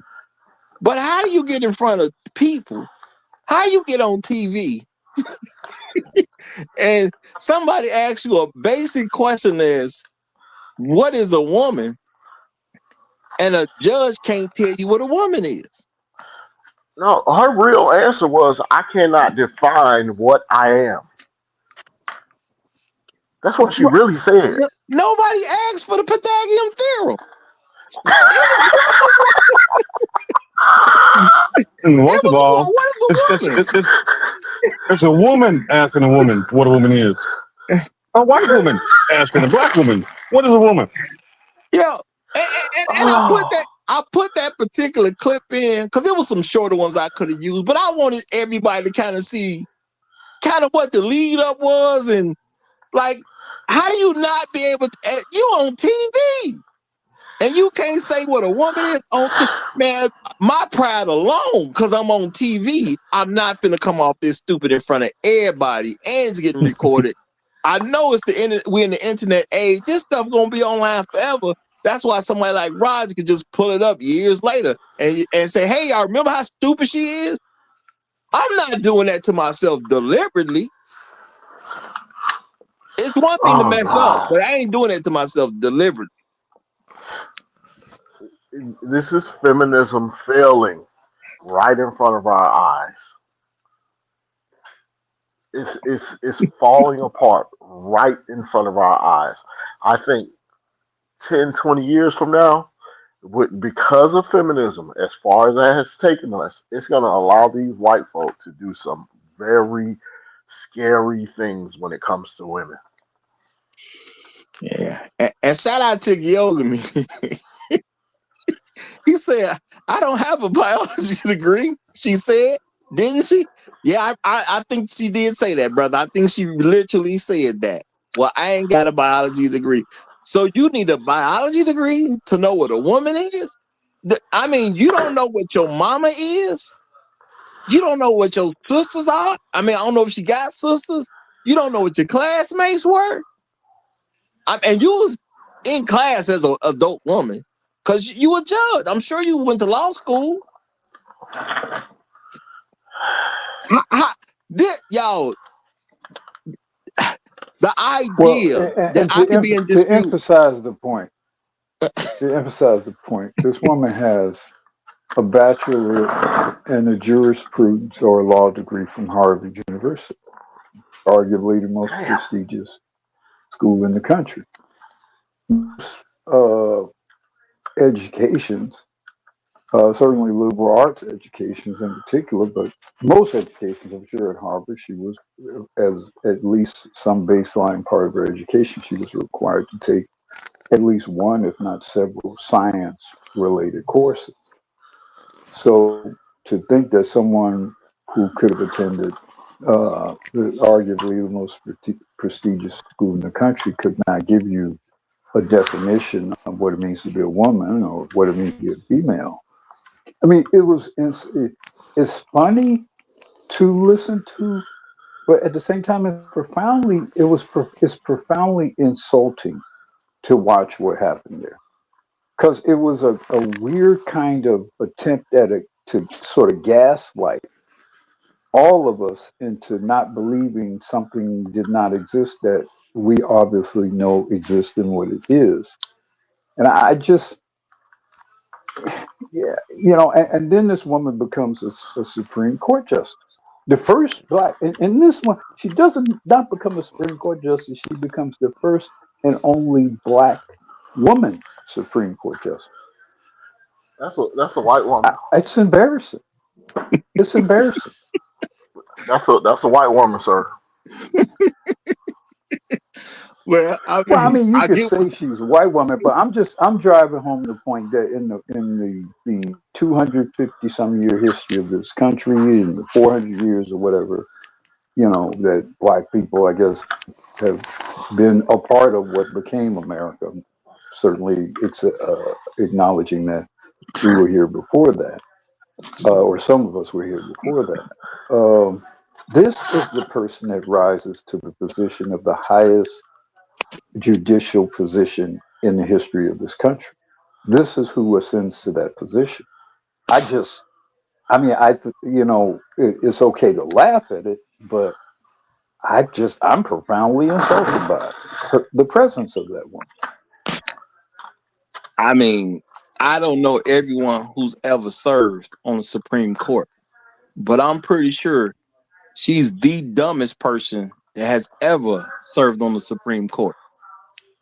And I don't want to say that about the first black woman who served on the Supreme Court, but she kind of forced the issue because she don't know what a woman is. And she held fast and she don't know what a woman is. And she had an expectation that we as people are supposed to come to a conclusion that she truly don't know what a woman is. And what was one of the biggest deciding factors in this past presidential election? It was all that fruitcake shit.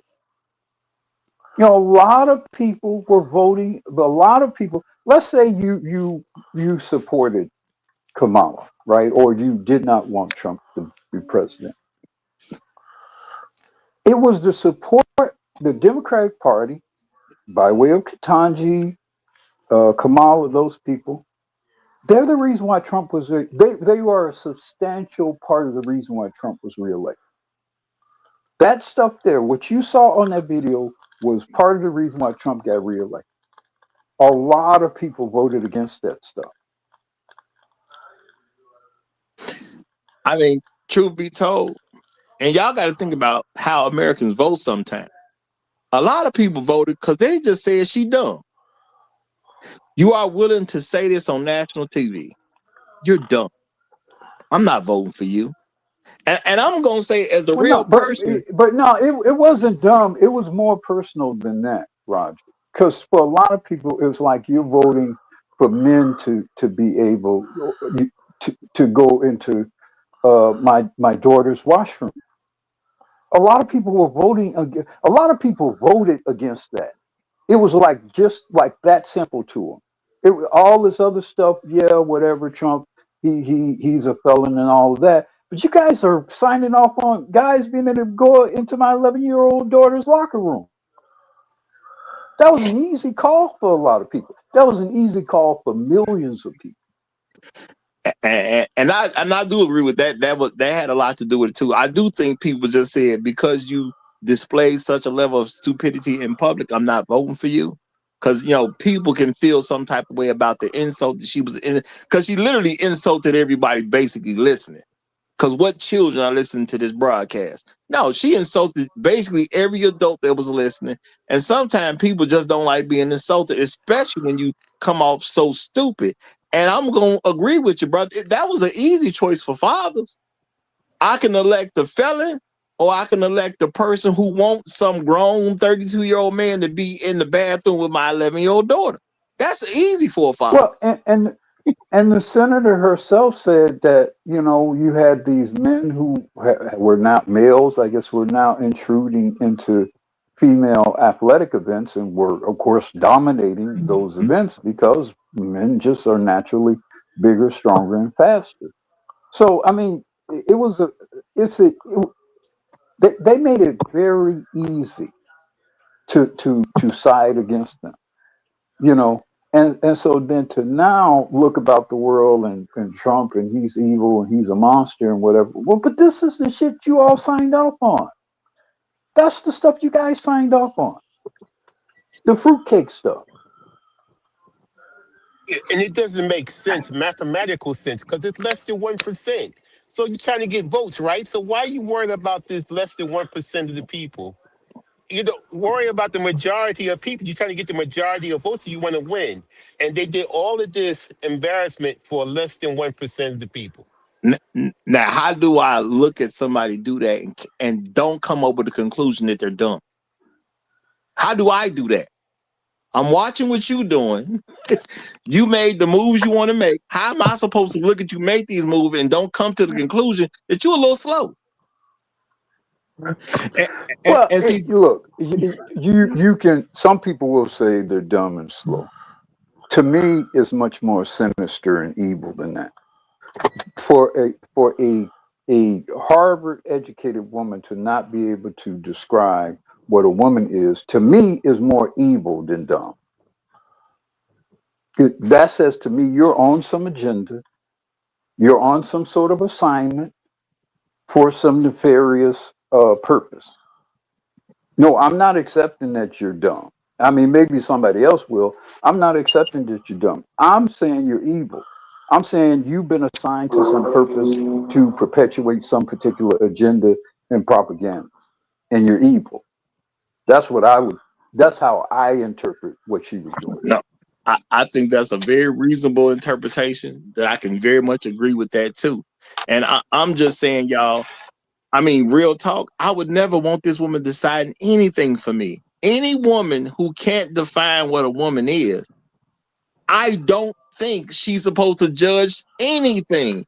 She affected real people's real lives. Now, I don't know what she was judging, but there was people coming to her with real cases and the outcome affected their real lives. And you got out there on TV and said, you need a biology degree to even say what a woman is. Like the level of stupidity that was chosen. Because I'm saying, yes, it was a choice because it was some evil stuff going on. But you said it as if we're supposed to believe you don't know what a woman is. And you sitting there. I'm sorry. Go ahead. To your point, Roger, if she could say that the meaning of the word is unclear and controversial, then how do I know that you're clear about you and your job? You don't even have clarity on the definition of the word woman. There's nothing unclear and controversial about me being a woman. It's explicit. I am a woman. But if you listen to what she said, she disclaimed knowledge about several court cases that the senator cited, and she disclaimed knowledge of those court cases. Now, to me, that was disqualifying activity. So do you know your job? Specifically involving cases involving issues of female and male and employment and stuff like that. Well, I mean, you graduated from Harvard. You've been a jurist. You don't know your job? I mean, I wish the senator would had emphasized the fact that you have repeatedly said that you don't know judicial precedent in this proceedings that are, and some of it quite relevant to what we're talking about right now. I wish she had emphasized that point. Yeah, yeah. And I'm gonna say, to me, she clearly disqualified herself because honestly, y'all, you had a person, you had an adult human female that would not define woman. You had an adult human female that did not want to make a judgment call about any example that was brought up. The job is being a Supreme Court justice. What do the Supreme Court do? They make judgments. You are in front of me trying to be the ultimate, or you're going to be on the ultimate team of people that make judgment calls, and you don't want to make a judgment call. You did this in front of me. It's one thing to do this in the back room so we can't truly confirm what happened. You did it in front of me on national TV. How would I have any confidence in you at all?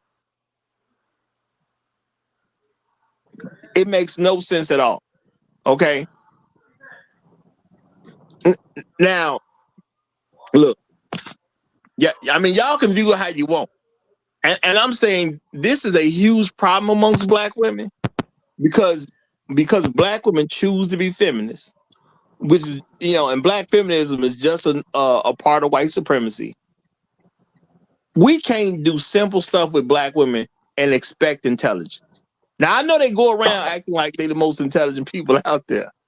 I know the average one acts like she's smarter than the average black man she come across. But when do they come across as intelligent people? Because you got somebody who's tracking to be a Supreme Court justice that won't make a judgment. You got a woman who said the men she was around can't even see her as a real person because they couldn't pick up on her intelligence. And I don't know what intelligence they were even supposed to pick up on. Because I don't want to insult Melissa Ford, but she didn't do anything in particular to say she's an intelligent person. She's not a mathematician. She don't have a bioengineering background. She's not an architect. I'm not saying anybody got to be these particular things, but there's certain fields that people go into, and you have to give a certain amount of respect for the intelligence that's even required to make it in that field. She didn't do any of those fields. So how am I supposed to see her as an intelligent woman? And I don't even see you being a witty woman on the podcast that you're a part of. I don't even see you doing that. It takes a little intelligence to be witty. Well, it's that boss babe feminist energy. Like it's all a lie. Is what it is. The basis of it, the core of it, the seed of it is a lie. And the further you go along, the crazier you look because you got to tell more and more outrageous lies to try to square up that stuff. So she's been doing it for so long. She's gone so far. It's like almost nothing she's saying makes sense. She's just articulate, but nothing she's saying is making any sense. And that's what's happening with feminism. So you got this judge, Ketanji Brown, on the stand talking to this congresswoman, and nothing she's saying is making sense. And that's why I'm saying people are not being honest. As men, we should just be honest. Look, Ketanji Brown, we appreciate your interest in the job, but you come off as a complete fool. We can't put you in there. If I had the power, that's what I would straight up told. We can't put somebody in there sounding as dumb as you did. You make us all look bad. Yeah, you know how dangerous this is to our children to have somebody like that making real life decisions about our children and how they're educated and what they're taught. Man, this is craziness. I Not don't want to mention she has 2 daughters of her own. Oh my God. That's what makes it even worse. But, those girls? but it's like I said about it's like her and Michelle Obama. Those are the women. There's 100 women. There are 10 chairs. You're Ketanji Brown, Ivy League educated. You're Michelle Obama, Ivy League educated. They're getting one of those 10 chairs. So Malia and Sasha gonna be fine. I don't know the names of Ketanji's daughters. They're gonna be fine, and they're willing to sell out the rest of them for their own personal interest. And that's what a lot of this feminism, particularly amongst these higher level black women, your Ketanji Browns, your Michelle Obamas, your blackish Kamala Harris, uh, Tracy Ellis Ross. It's easy for them to be ultra feminist from their perch high on top of Mount Olympus, so to speak. And they can say and do and mimic and market shit that's very destructive to the majority of black women. The divisiveness they do is very destructive to black women. But Michelle Obama has a Secret Service detail. So I mean, a lot of those women can make decisions, sell just abhorrent messaging, very divisive messaging, and then just hop back in their limo and go to their next $100,000 or whatever speaking engagement. You're being sold out by those women. You black women who are listening to this, you're being sold out by those women. Now, Check it out. To the point, Layla and Talia. Sounds like Sasha and Malaya. Those are the names of her two girls. Layla and Talia. and I'm gonna say shout out real quick to Undead Chronic. He said Michelle Obama is not a woman. Well, according to Ketanji Brown, that is, she's not a woman. Because she can't define what a woman is. Now, look, I know what you're trying to do, and guess what? That's not welcome over here. I'm gonna tell you that. That's not welcome. Learn, be intelligent, brother. This ain't a place for this ain't the kids area. Okay, now we willing to teach kindergarten to PhD level over here, but let's not be childish because I know what you're trying to do. But I'm just gonna relate this to Ketanji Brown not being able to define what a woman is. So in that context, it makes sense. But watch yourself. This your warning. Okay, I don't want unintelligent people putting comments in the comment section, and I don't want smart people making unintelligent comments in the comment section because that's even worse. Now, and let that be a warning to everybody. Don't be an idiot. Okay, real talk. Because I done said many times, stupidity is a choice. So don't choose to be stupid in my chat. All right, and if that offends you, just leave. I ain't gonna mind, and I'm not gonna miss you. And that's real talk. I'm not gonna miss you. All right. So y'all watch what you're doing before I start timing people out. And the next person who gives any other indication about what I'm saying, I'm just kind of a whole lot of y'all out, and I might just block you. Real talk. And I'm not a big blocker. All right. Now, my thing is this, y'all. You look at black women in America. They have a lot of these quote unquote issues about themselves. But a lot of them, they never look at just how dumb they just come across to men. Men don't want to marry dumb women. Men don't want to take dumb women out. Men don't want to be known as the person who's with a dumb woman. No, have y'all ever seen a man brag about, well, I'm going to say a black man. Have you ever seen a black man brag about how dumb his woman is? You ain't never seen that. Now, technically, certain contexts, you might have seen some white people do it. You might have seen some fictional characters of white people where, you got this man, he get this really, really dumb woman. You don't see black men saying stuff about they want to be with a dumb woman. You never see that. Okay, and I'm pretty sure I can safely say never at this particular point. Black men don't chase dumb women like that. Now, I do think this is a huge issue when it comes to marriage. How much can we talk and have real conversations, and you're trying to be a feminist and not come off as a complete idiot? How do you do that? Can you be a feminist and intelligent at the same time? Now, I understand, technically maybe you can, but if you're talking to an intelligent person, you can't. You're gonna come off stupid at some point, just like Ketanji Brown did. Now, Ketanji went to Harvard. Do I really think she's a complete idiot? No. But a simple thing as what is a woman made her look like a complete idiot. Now, I know people don't really connect these things, but that's how black women sound. Yeah, now I'm talking about the majority. That's how black women sound. You sound like idiots. And you think it's cool.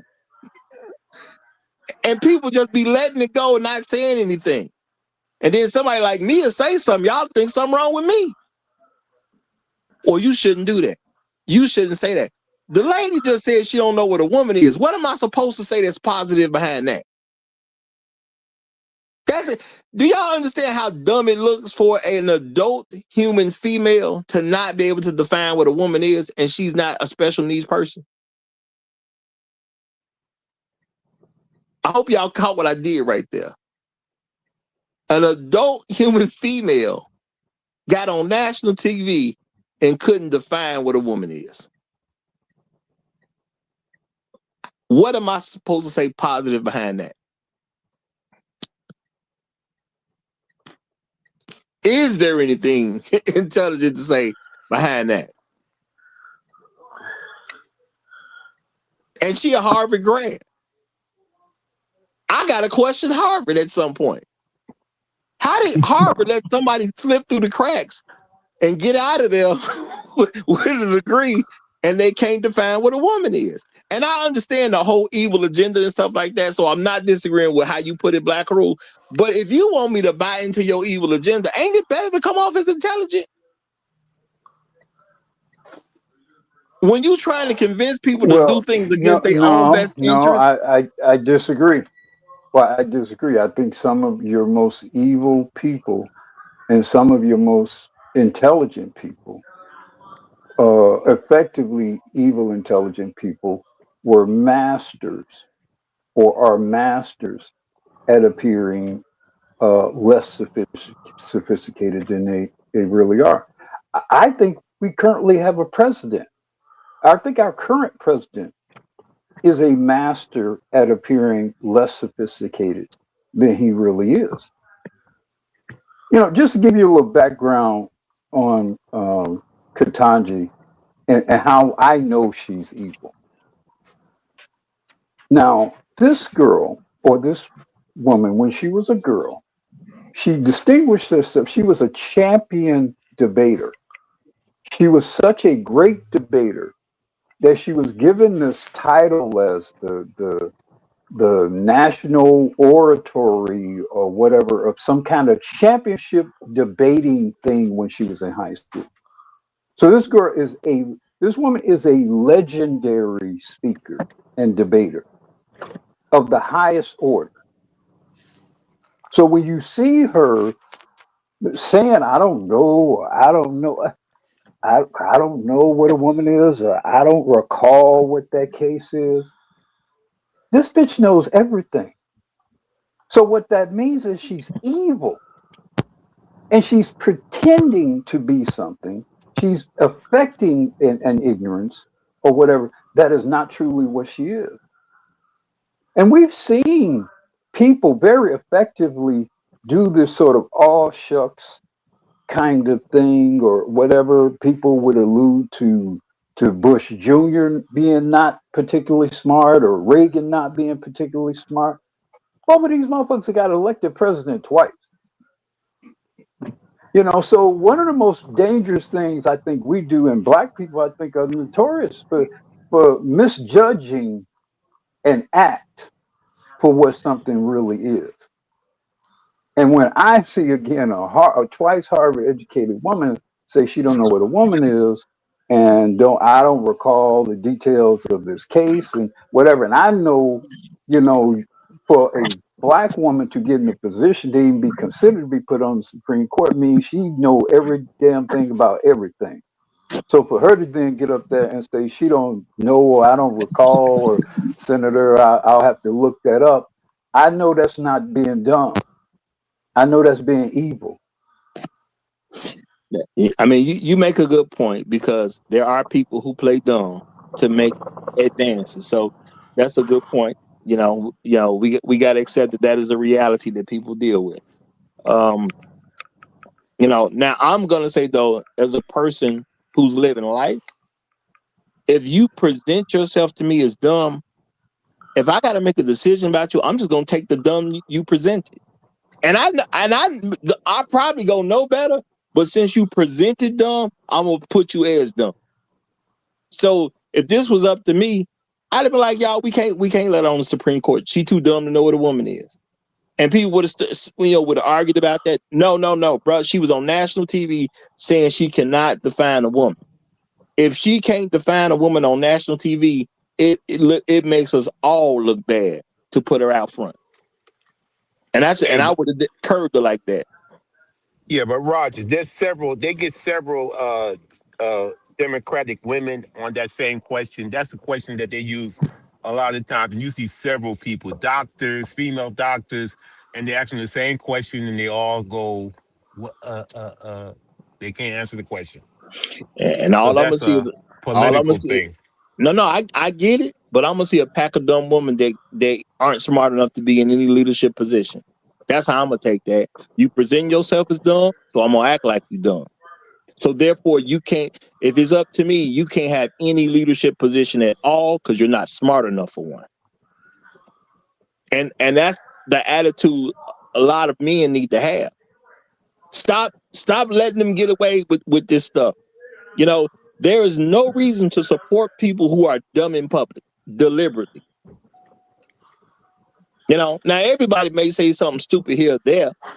Anybody can make a mistake here or there, but to intentionally present yourself as an idiot publicly should be nobody we want anything to deal with. I mean, we shouldn't have a desire to be attached to a person who wants people to think they dumb. Why is that even a desire? I can't see it.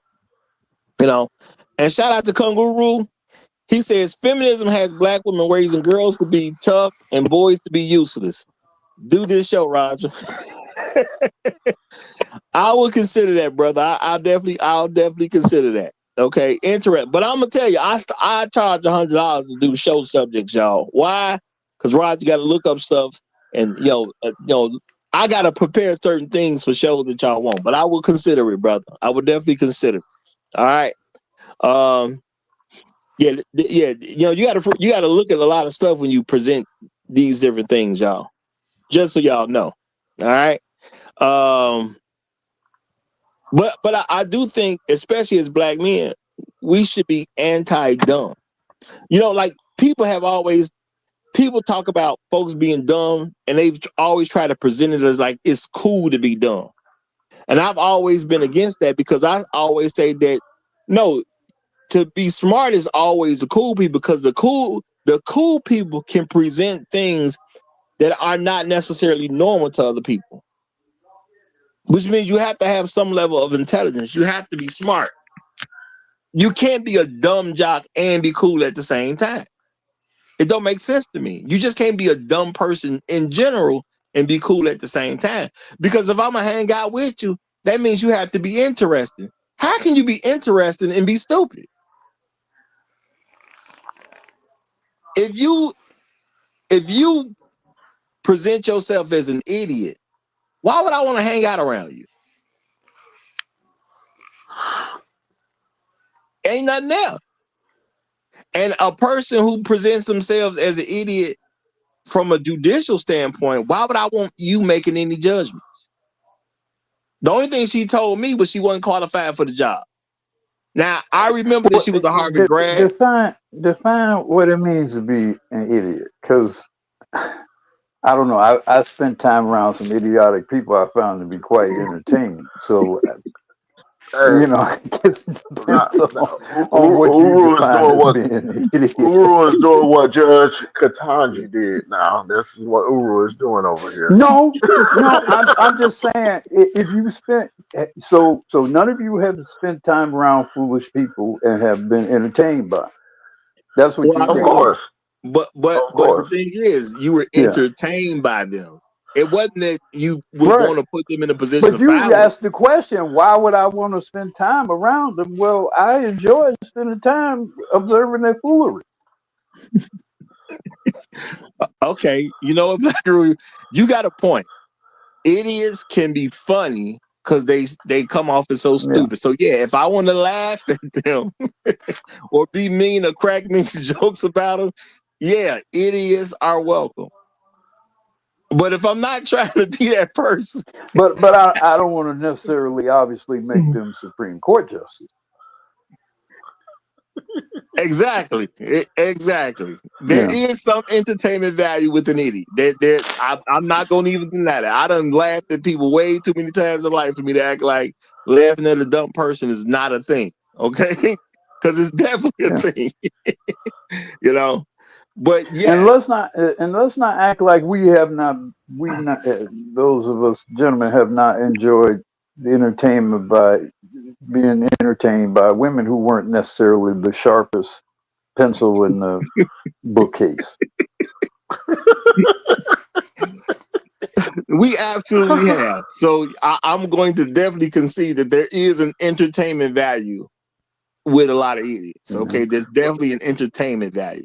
Now, I don't want her making decisions, you know, and I'm insulted by a person who can't define what a woman is, and she did, you know. My thing is to do it on national television. Like there was a saying I heard when I was a kid. It said, "Don't be loud and wrong." You know, it's bad enough to be wrong, and it's bad enough to be loud, but don't do both of them at the same time. And when she got on national television and she couldn't define what a woman is, that was being loud and wrong at the same time. That's all I'm saying. Why you got to do that? Hey, have you all ever had sex with a woman who was seemed to be so intellectually challenged that your biggest fear about the possibility was of her getting pregnant and what was going to happen with that child? Have you all ever been? I have. Yeah. Unfortunately, Yeah. I mean, come have. on now. We know we have. We know we have. Nah. I'm gonna admit, and then I'm gonna get a mic because Red Pill Sleeper Cell came up. I'm gonna admit, y'all, there was this one chick. She was what people refer to as a butterface, right? She wasn't that bright. She wasn't that. She just had a bad body. So yeah, I was gonna hit it. She was so stupid and so annoying. I swear for God, I couldn't even get up when it was time to get down. I could not get up when it was time to get down. And it had a lot to do with the fact she was annoying me, but that did have something to do with the fact of how unintelligent she was coming across. And at the end of the day, she literally stopped me from functioning. And she said to me, and I've said this before, you know, she said to me, something must be wrong with you. And I said, no, this has only happened with you. I ain't even sugarcoated. No, this is a you thing. Everybody else, I was able to make something happen. But you are so annoying that I can't even get up. You know, and now you do with that information what you want, but I'm not finna pretend it's something wrong with me to make her feel better. But no, the issue is you just unintelligent and I find you to be extremely annoying, so I can't even do it. You know? Now Has that ever happened to you? Reset. Has that ever happened to you? Where I could not perform because of a woman, is that what you're asking? Yeah. Not under the circumstances in which Roger is explaining. No. Yeah, it does never happen to me. If she was attractive, I don't care how dumb she is. Yeah. Yeah, there's a certain kind of, suspended, cognitive focus at that point. Yeah, Yeah, I don't know what's going on there, Roger. bro. Now hold on. Number one, I've already admitted she ain't looked that good in the first place. It was she had a bad body. The face wasn't hitting on nothing. Yeah, So you already had one major problem, and then you got the nerve to be annoying on yeah. top of that. And a lot of that annoyingness was about how dumb she was coming across. So I why don't, you gonna present two big problems at the same time? I'm already trying to get past the first big problem. sir. You don't Roger, have to do it with the lights that's on the all the reason why time, the sir. good Lord. That's the reason why the good Lord created doggy style. Yeah, I tried not to. I tried not to go there. I tried not to go there, sir. So many All right. answers to this Oh, I'm problem. You sorry, weren't Toya. trying. Okay, my bad, Toya. I'm sorry. Yeah, yeah. I'm sorry. You out of control, Uru. You out of control. I My tried to bad. soften it up. Okay, you know what? Let me let Lewis get in here, man, and we'll get Landlord Seals in right after him. Lewis, you got it, man. Hey, what's up, Roger? What's up, panel? What's up, chat? I'm going to kind of disagree with you, Roger, and align more with Black Guru. She knows what a woman is, but I honestly feel because a lot of people in this current generation is brainwashed by this agenda. What makes her more dangerous is someone of her intellect is willing to be a tool for this agenda. She's willing to throw away her all her hard work and reputation to align herself with this type of agenda. But you know what? I can agree with you. My stance is that you can't publicly be that dumb and I still give you the job. That's just the way I look at it. You shouldn't be able to be publicly that stupid and get a job as a Supreme Court justice. Those two things just shouldn't go together. But if I'm correct, Roger, she got in with when Biden was in office, right? Yes, sir. I believe so, yeah. So Biden and his administration was aligned with that agenda. No, Yeah. I wouldn't argue against that at all. I just think she's a willing participant. She did her job very well and got rewarded for it. No, I would disagree with that. Yeah. All I'm saying is, as American citizens, we should all have a problem with that. If somebody can be that stupid publicly, especially with a Harvard degree, and people just put her through, we should all have a problem with that. Real talk. And shouldn't support anybody who supports nonsense like that. And I agree with that. But this is how stupid the American public is, because every congressperson that voted to put her in the office, in that seat on the bench, should be voted out. That sounds about right to me. So, yeah, some stuff just shouldn't be rewarded. As the voters, we need to start taking our jobs a little bit more serious, because look what we got going through the system. That's just crazy. Well, look, we're having some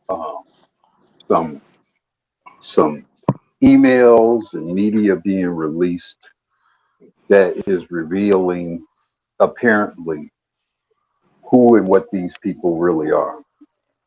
And so if you think about this particular, that kind of aligns with that. If you have read any of those emails or heard any reports of what's coming, it's it's kind of like that. Remember the first Blade movie where he's going to shoot the guy and the woman deflects the familiar, and he angrily tells her, you are in like a sugar-coated world, and there's a real world out here. In that real world, you must learn to pull the trigger. And what's happening is the real world The malevolent world, a world of dark principalities, is slowly being revealed to us, and they include what's on those emails, and they include what Katanji was doing on that video you showed. Mm-hmm. All right, y'all. We want to get Landlord Sims in here. He ain't had a chance to make a statement yet. The landlord is here. Watch out. Go ahead, my brother. Peace, fellas. Peace, fellas. How y'all doing? Doing I'm all gonna have right, my brother. rent. I'm gonna have my rent tomorrow, sir. I'm gonna have my rent tomorrow. You got a 5-day grace period. I appreciate it. Okay, thank you. Appreciate All right, that. so going off of what you guys is talking about with the Katanji Brown and all of this stuff, it made me think about the conversation we had yesterday on the show. On the show, and Uru was setting the premises of, what do you think this thing is going to go into after it's so, like it? This thing could get even worse. I want to ask you. I don't even want to ask you. I'm going to tell you guys. Do you understand what this thing would have been if they would have been in office? Your whole world, everything would have been changed. These people were literally trying to tell you that women aren't women. They were trying to bring in a whole new repertoire of stuff that I don't think anybody on this panel, male or female, would have agreed with. Like we literally dodged a bullet. Uru just talked about those emails. All I don't think we understand what they was doing in front of our faces. And that's why I kept saying all of this stuff is a radicalization of the people from the news, the media, and people in office. They didn't tell you they wasn't talking about them emails that Uru just talked about. They didn't make a big riff about this woman talking about she don't know what a woman is and she's a Harvard graduate. They didn't make a big riff. They didn't bring out Epstein files when they was in office. They didn't. So sometimes, we complain too much about things that we ask God for, and He gives it to us in a different version, and we still complain. He about to just take off. He about to just take off and just be like, you know what, y'all just handle it yourselves, because we literally dodged a bullet. This was going to be very crazy on the American public, and it was going to leak over into the rest of the world, because they already trying to do it in the rest of the world. They got homosexuality in Africa, trying to make them, Obama taking funds away from Africa because they don't want to subside with homosexuality, et cetera, et cetera. You got the Pizzagate scandal. They threw that under the rug. Now 10 years later, we seeing Jeffrey Epstein and all of this craziness going on. And I do want to say that Black Rule has a point. You got a certain group of women, they're gonna be okay no matter what. They got the right connections, they've been in the right places, they got the right people that that's gonna make sure they covered to a certain degree. The average Black woman who comes off just as stupid, because the average Black woman is a feminist, y'all just as stupid by choice, and you can't figure out why Black men ain't interested in you. And then you start going through this stupid thing like, well, if the Black men ain't interested, somebody else gonna be interested. What makes you think a whole other group of men gonna be interested in something that one group of men ain't interested in? They're still men, you know. And I get it. Black women are, well, we just gonna have to marry a white man then. As if you got the power to make that call. If that was what you was going to do, you'd have been did it. You ain't got that ability. It just is what it is. White men don't want you like that. Neither does any other group of men. Now, I'm not saying women got to straighten up for Black men, but I am trying to present one of the reasons we don't mess with y'all, because y'all come off as such idiots on a regular basis, because you're more concerned with a narrative than even yourself as a person. Because you're so image conscious, you worried about somebody's presented image on what you're supposed to be instead of being the woman you should be. and men don't want to agree to it. That's what's really going on. It's one of the major things going on that I don't think nobody's really talked about or gave real context to. Black men don't want to be around a bunch of dumb broads, but black women collectively make an effort to be a group of dumb broads. Nobody could get this stupid without a plan. For an adult human female to not be able to define what a woman is, that's deliberate. So we see you doing this deliberate stuff. How you think we supposed to act? And I'm saying, as men, y'all, it's time to tell women the truth. We don't want to be around you because you're idiots. And we know you choosing to be an idiot. All right. Shout out to Bad Black Gamer. Bad Black Gamer says this is for Black for Black Uru Blade analogy. Geek on, sir. Now I don't know which one of y'all got that echo going, but go ahead and say what you want to say. Let me slow down so the echo won't come through. Who's that with the echo?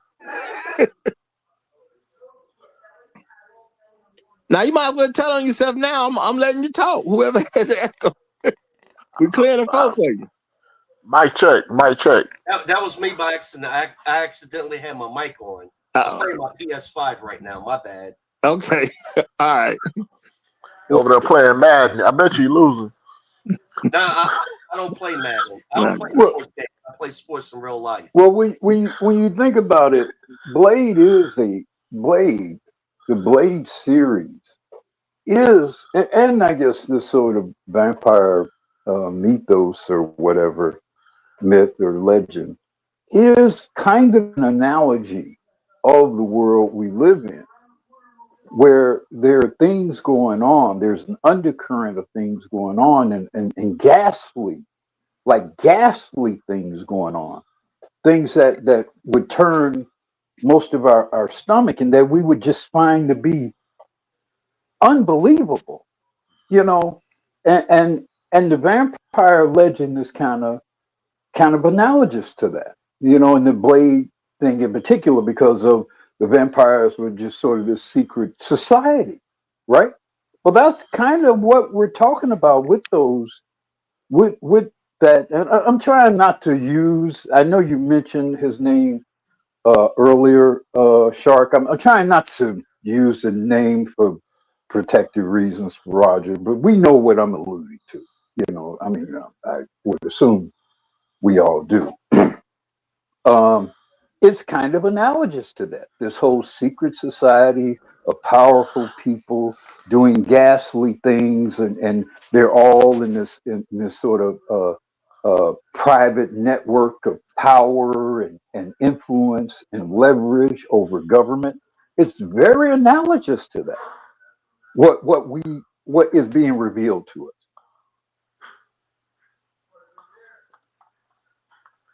I know what you're talking about. I just don't. I don't know how much I actually want to say about that. To be honest with you, on his show. That's a roundtable discussion. Yes, I agree. Yeah. Well, that's why I only alluded to it without providing any specific details at all. That way, you can't necessarily. I'm not quoting anything, so you can't necessarily trace to anything that's connected with it. But my point is, relating to what Roger's saying, is sometimes people are dumb and sometimes people are evil. And unfortunately, it can be dangerous of us to presume something is dumb when it is actually evil. Because dumb, perceiving something to be dumb, it disarms you in a way that knowing something evil does not. When you know something is evil, you tend to prepare yourself to deal with it, or at least acknowledge that there's trouble here. When you think someone's just dumb, you tend to be somewhat dismissive of what's happening. And so when I see somebody with her background doing what she's doing, I'm going to say it's evil because I think it's more helpful for us to say that it is evil Oh, no, and have some sense absolutely. of what it means and why it is being done. And because it takes intelligence to do evil shit. And just like y'all was talking about the feminism, don't think that's dumb. That's a strategic plan. Ain't Well, nothing dumb about that. well, the thing is, because most black women are feminists, and this is the thing: if you dumb, I don't want you, and if you evil, I don't want you. So you're gonna end up in the same boat. You know, what man wants to attach himself to the dumb woman or the evil woman? No man just is going around volunteering about this. We're not. That's not something on anybody's list of what they want. But But Roger, black most of women do come off as very dumb Yeah, or very evil. but this is what's happening. Evil pretends to be dumb to enable and make more people dumb, and that's what Katanji's doing. She is an evil woman or on an evil agenda to make the masses of other people dumb and disable them to the point in which they are cannon fodder. And like I said, you do this, you create this chaos uh, amongst people, right? Because you're creating chaos amongst people when you do that thing. And then, like I say, depending on what side you are on this issue, Trump gets elected president because of it. See, that's the effect of her pretending to be dumb and making other people dumb, and then some other people responding to the madness or Mm-hmm. rejecting the madness. And you know that's a real good point because real talk, black women really got a problem with Trump.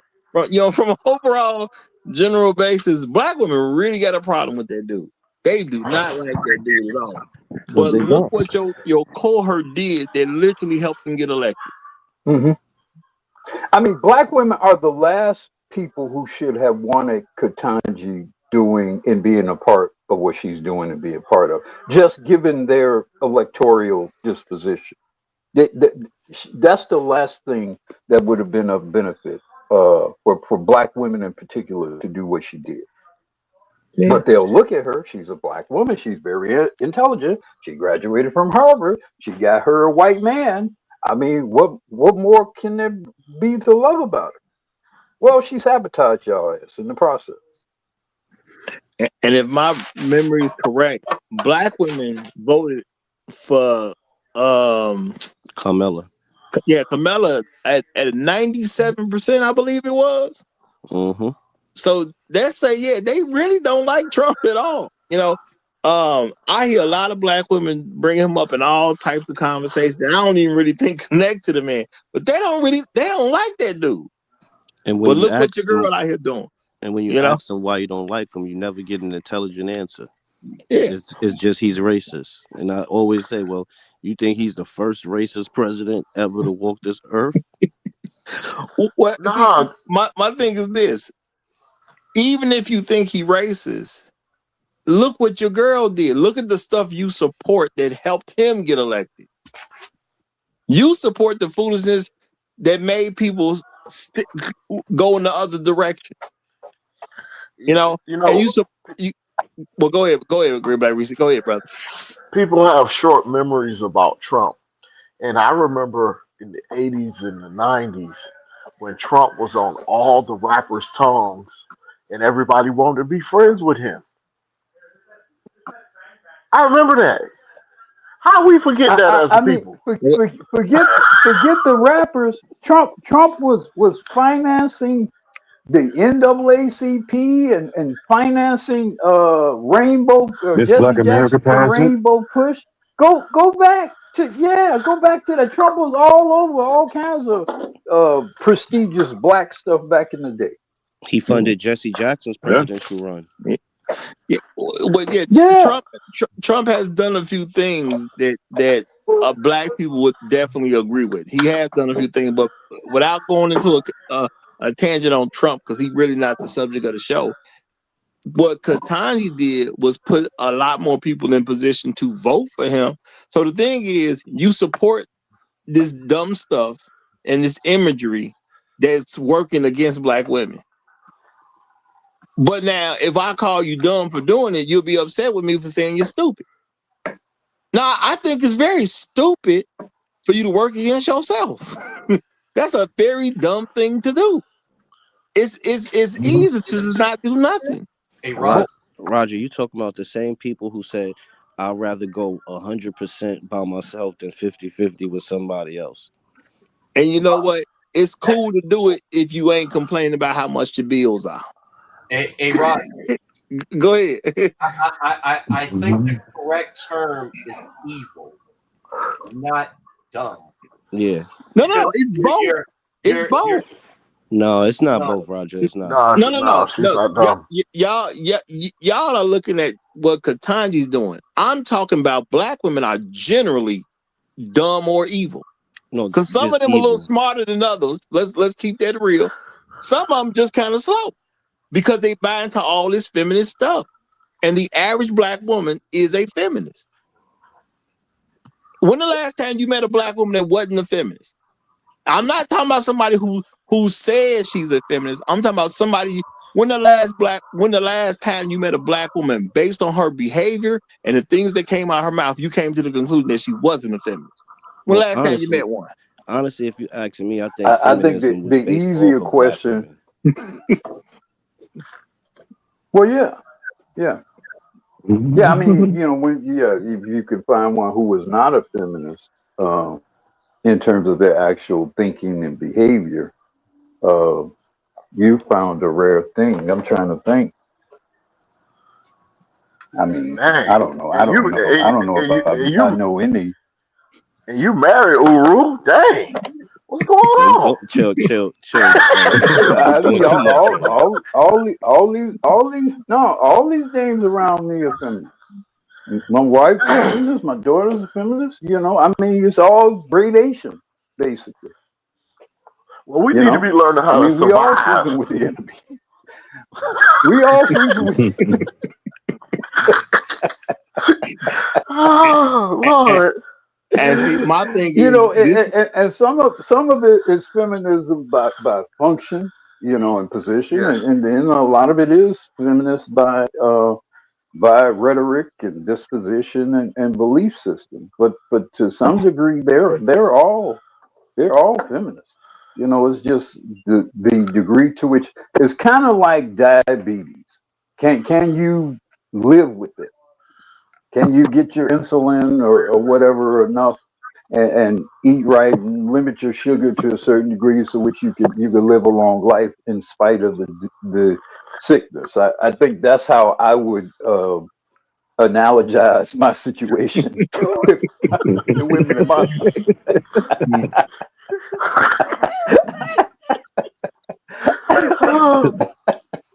So you see, ladies, we love you. I gotta constantly monitor the blood sugar levels, though, bro. Yeah. See, we love you even with your shortcomings, ladies. We love you anyway. That's crazy. But it says why black women are in the position that they're in, and they do this thing where they're steady trying to blame men that they're not good enough to be a wife, because a wife is something you have to be good enough for. People like to say, well, no, it's about the men. Now the men paying for stuff. When you paying, you got leverage in the situation. But if you want to be paid for it, you got to get somebody else to agree with you. So no, it's very different when you're a person who's paying versus a person who's not. Those are very different situations. And shout out to No Placeholder. Appreciate the super chat, my brother. He says, listen to Uru. Wise words from a married man. He did touch that real nice and easy, didn't he? he tiptoed around now. Look. Since he ain't up here today, I'm gonna take shots at him. He just agreeing with Uru because Uru been agreeing with his foolishness lately. That's what's going on.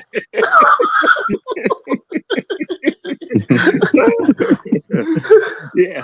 But I am saying that this feminist thing is a very huge thing amongst black women, and that's why I have a title about, is beauty or intelligence. If you lucky, you might get one. Because to find a black woman and get one of those things, at this point, is the odds are astronomically against you. And then, women coming off beautiful and intelligent, and they have no concept of how they actually proceed. And I get it. We don't tell them because as men, we don't want to quote unquote close the door. So maybe possibly in the future she might let me hit. So we don't tell women certain stuff, and we know that's true about us. Now we got to admit that part to ourselves. So then, you gotta be real. The men are dumb. Well, I'm not gonna say men are dumb. Men are they're doing something. Well, see, this is the thing. A lot of men act like they mamas. Come on, Raj. No. Let me say what I'm saying. A lot of men gonna act like they mamas. Women manipulate the world to try to get certain results. A lot of men are now stooping to manipulation like a woman so he can get a certain result. That's why he's so afraid to say certain things about a woman, especially to her face, because he's trying to manipulate a situation where there's never going to be a no flat out to him getting a chance to hit it. He don't want no flat out no's. Wait. I'm gonna take wait. I gotta take some responsibility here because Roger ain't gonna do it. I'm gonna do it for us. Men propagated this foolishness of, not being intelligent is the thing to do, the thing to be, and women followed us down that path. The geeks and the nerds and all this other kind of stuff that we used to say back in the day, to demonize intelligence. We led that. Women ain't follow us down that path. They led men down that path. A lot of men ain't trying to be nothing in the leadership position when it comes to a woman. No. They said you dumb niggas go that way, and we said okay. As a group, I'm talking about. So if they dumb and we followed them, we stupid. I mean, it's all about a contextual situation, but at the end of the day, the major goal men had was trying to manipulate a situation because they were acting like women so they can get the result they wanted, which is a chance to hit. And most men do we throw a lot of stuff out the window for a chance to hit. If change is going to occur, a lot of times I try to avoid using adjectives, and I try to mostly use verbs and nouns. I'm very. I don't like to use the terms like dumb and smart and whatever. I like to talk about the actions that people engage in, and that way everybody can decide what they think of them. Because the problem with saying the women are dumb is, well, what are you saying they lack intelligence or lack information or lack wisdom? I mean, there's so many ways that you can interpret, and those are not the same thing.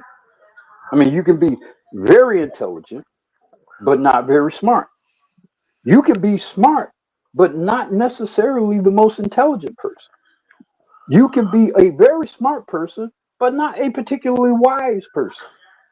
So that's why I like to focus on what specifically behavior I'm judging, and then if and when I use some adjectives, I use it within the context of, sort of explaining what I mean. That's why when I said that Ketanji's evil, I explained things about her background, right? That's why I focused on her background, her education, her training, her being a championship debater and orator. Because then when you put that in the context of her not being able to know what a woman is, then you know that's not her being dumb. You know that's her being evil. So I think sometimes, I mean, if we're going to use, because a lot of times we're debating things when we don't have a clearly defined definition of what we're talking about. And a lot of times a disagreement is surrounding with that lack of definition or non-distinct definition.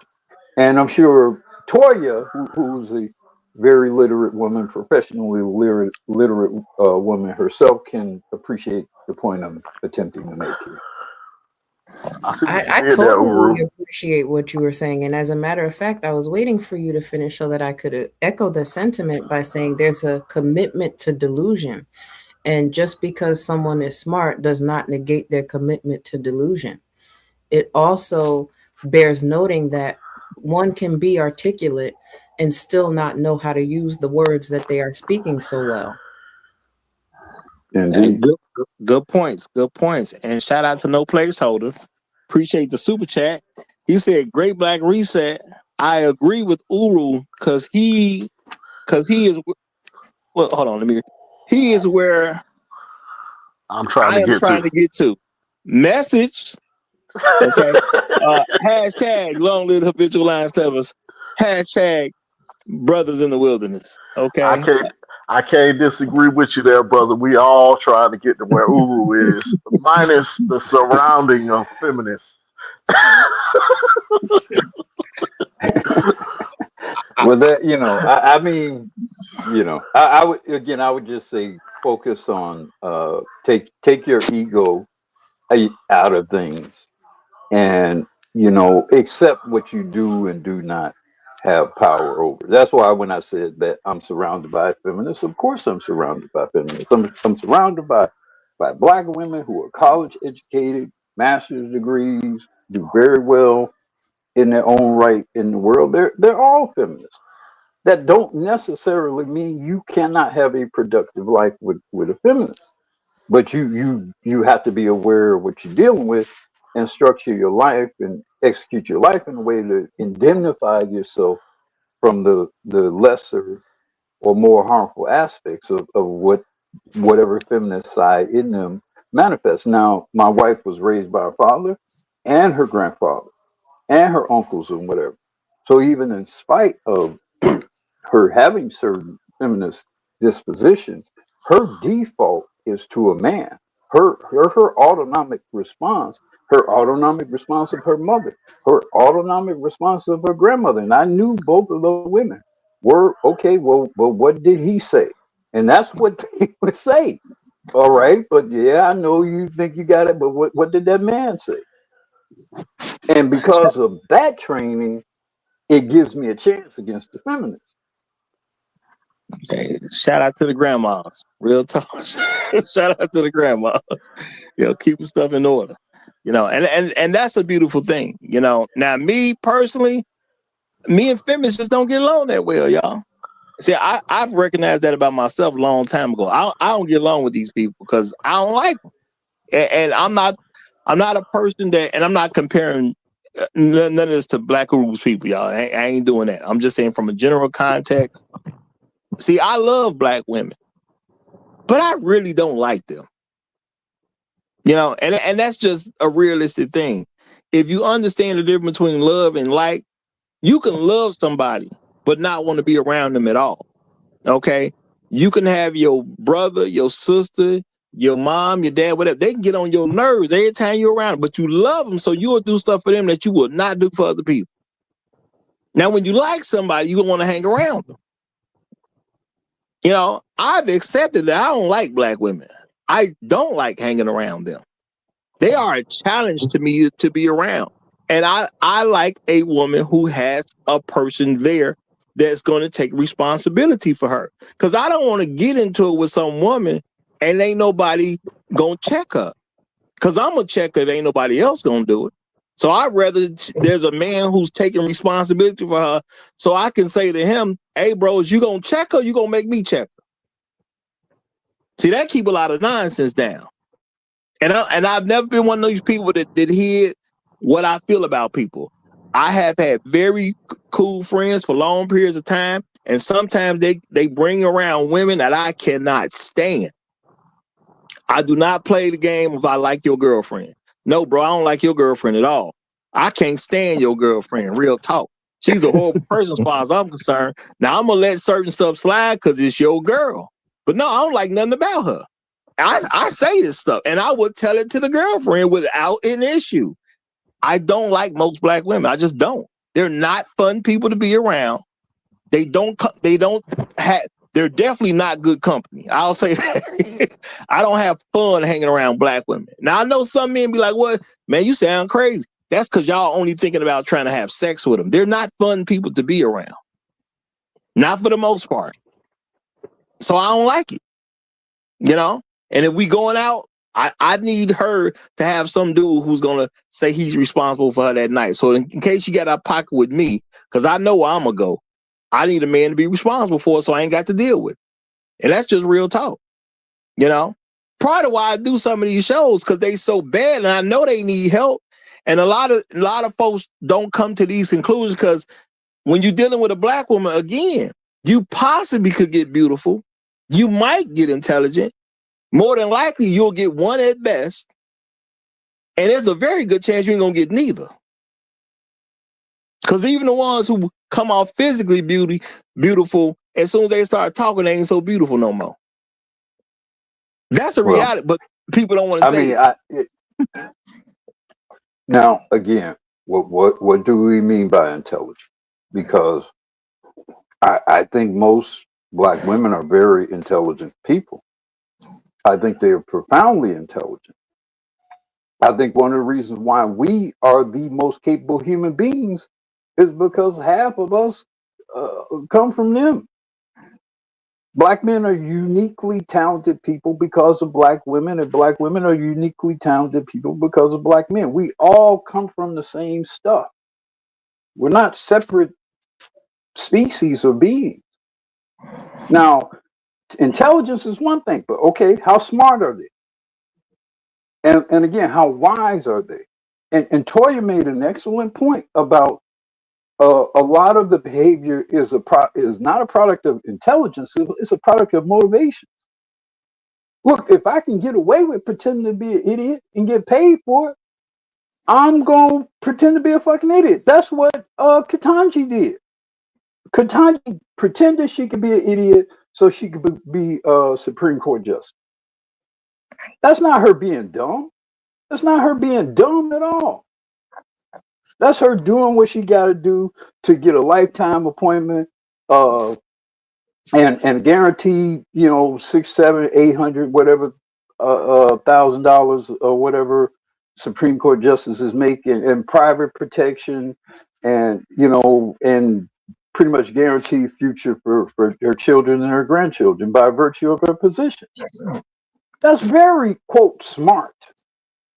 And so, yeah, if I got to pretend from her perspective that I don't know what a woman is to be a part of this damn evil overlord agenda, then yeah, fuck what a woman is. I don't care. It don't mean nothing to me. Damn what effect it's going to have on the majority of black women. That they going to end up losing hundreds of thousands of jobs, a few years from now because of this nonsense. Which is what happened the first thing when Trump got in there. Damn, what happened to them bitches? I got my white man. I got my Harvard education. I don't care nothing about them. You make so, a point. You say intelligence. I mean, I don't know if we're talking about intelligence with Ketanji. Well, I think she's very intelligent and evil. Well, there's always an exception to the rule. So Ketanji, I would say, would just be the exception to the rule of the rest. Because yeah, she got her white man. She got the black woman's dream. she got power and a white man. Now, look, feminism worked for a lot of black women until it didn't. So was it intelligent for them to go along with the program? From their perspective, it was. If it was going to mean that they were going to get jobs over black men, if they were going to go to school over black men, if they were going to get grants over black men, from a certain perspective, how was that not intelligent to you? It worked until it didn't. Now it ain't working no more. I totally get you, Black Rule. But I do have to judge people also on what they believe in. And I'm going to say I was a young man when I figured out I would always give myself more than what somebody else would give me. And that's just real talk. So I still got to make a judgment call on them. Now, I'm going to say shout out to Landon, who was agreeing with me. He said facts. Can't hardly even work around them. Talking about how, when I was saying I don't like black women, because no, I generally don't. I do love them, which is why I do stuff so this can maybe help some black men deal with some black women or just get better women, period. Okay? And I know what I'm saying. I do know what I'm saying. Because black women could be the greatest women. They just don't choose to be the greatest women. They have all the tools they need for black men to be with them. They just don't use them. And my thing is that's their personal choice. And I'm not going to pretend that that's not a choice that they're making. So for the average black man, they're literally worthless for the average black man. And we can prove it based on the things they do and the things they don't do. And you can just simply look at how black men are not married to them. And you ain't that great for a man if you're not his wife. You ain't that great. Let's just be realistic. You just like any other chick that work at Walmart. You like any other chick working security at the bank. You ain't doing all that much for me if I ain't married to you. And that's just realistic. If I get in trouble, what woman can I truly call on? It's probably going to be a relative. Outside of a relative, ain't going to be no too much women that's going to do anything for you. Sacrifice something to make sure you okay. If that ain't your relative, you pretty much out. What black man can call on a woman who will sacrifice for him outside of his wife or his relatives? And your relatives might, because some of them shaky. Let's be realistic. Even your relatives shaky. If you needed $200 to save your life, a lot of brothers be dead out here. Let's keep it real. Not saying she ain't got the $200 or couldn't get the $200. She just not gonna get it because it's you. And that's the reality that most black men live in. So yeah, I do love them, but I do understand they just ain't that great of people. And that reality has sunk in for me a long time ago, which is why I understand a Ketanji Brown doing what she did. But I also understand, for me personally, I can't promote a person who will literally be that loud and wrong. You don't get on TV doing stuff like that and get my confidence. Now, I can't make her do something different, but she with a white man, so I get it. She only does what a white man approves of. And some people don't like that type of stuff, but that's the reality. Men are leaders of relationships. Ketanji gonna do what that white man approves of. If he don't approve of it, she ain't doing it. So when you talk about how women in her position will set out black women, yeah, look who her leader is. And I'm not saying he erases anything like that. I don't know nothing about dude.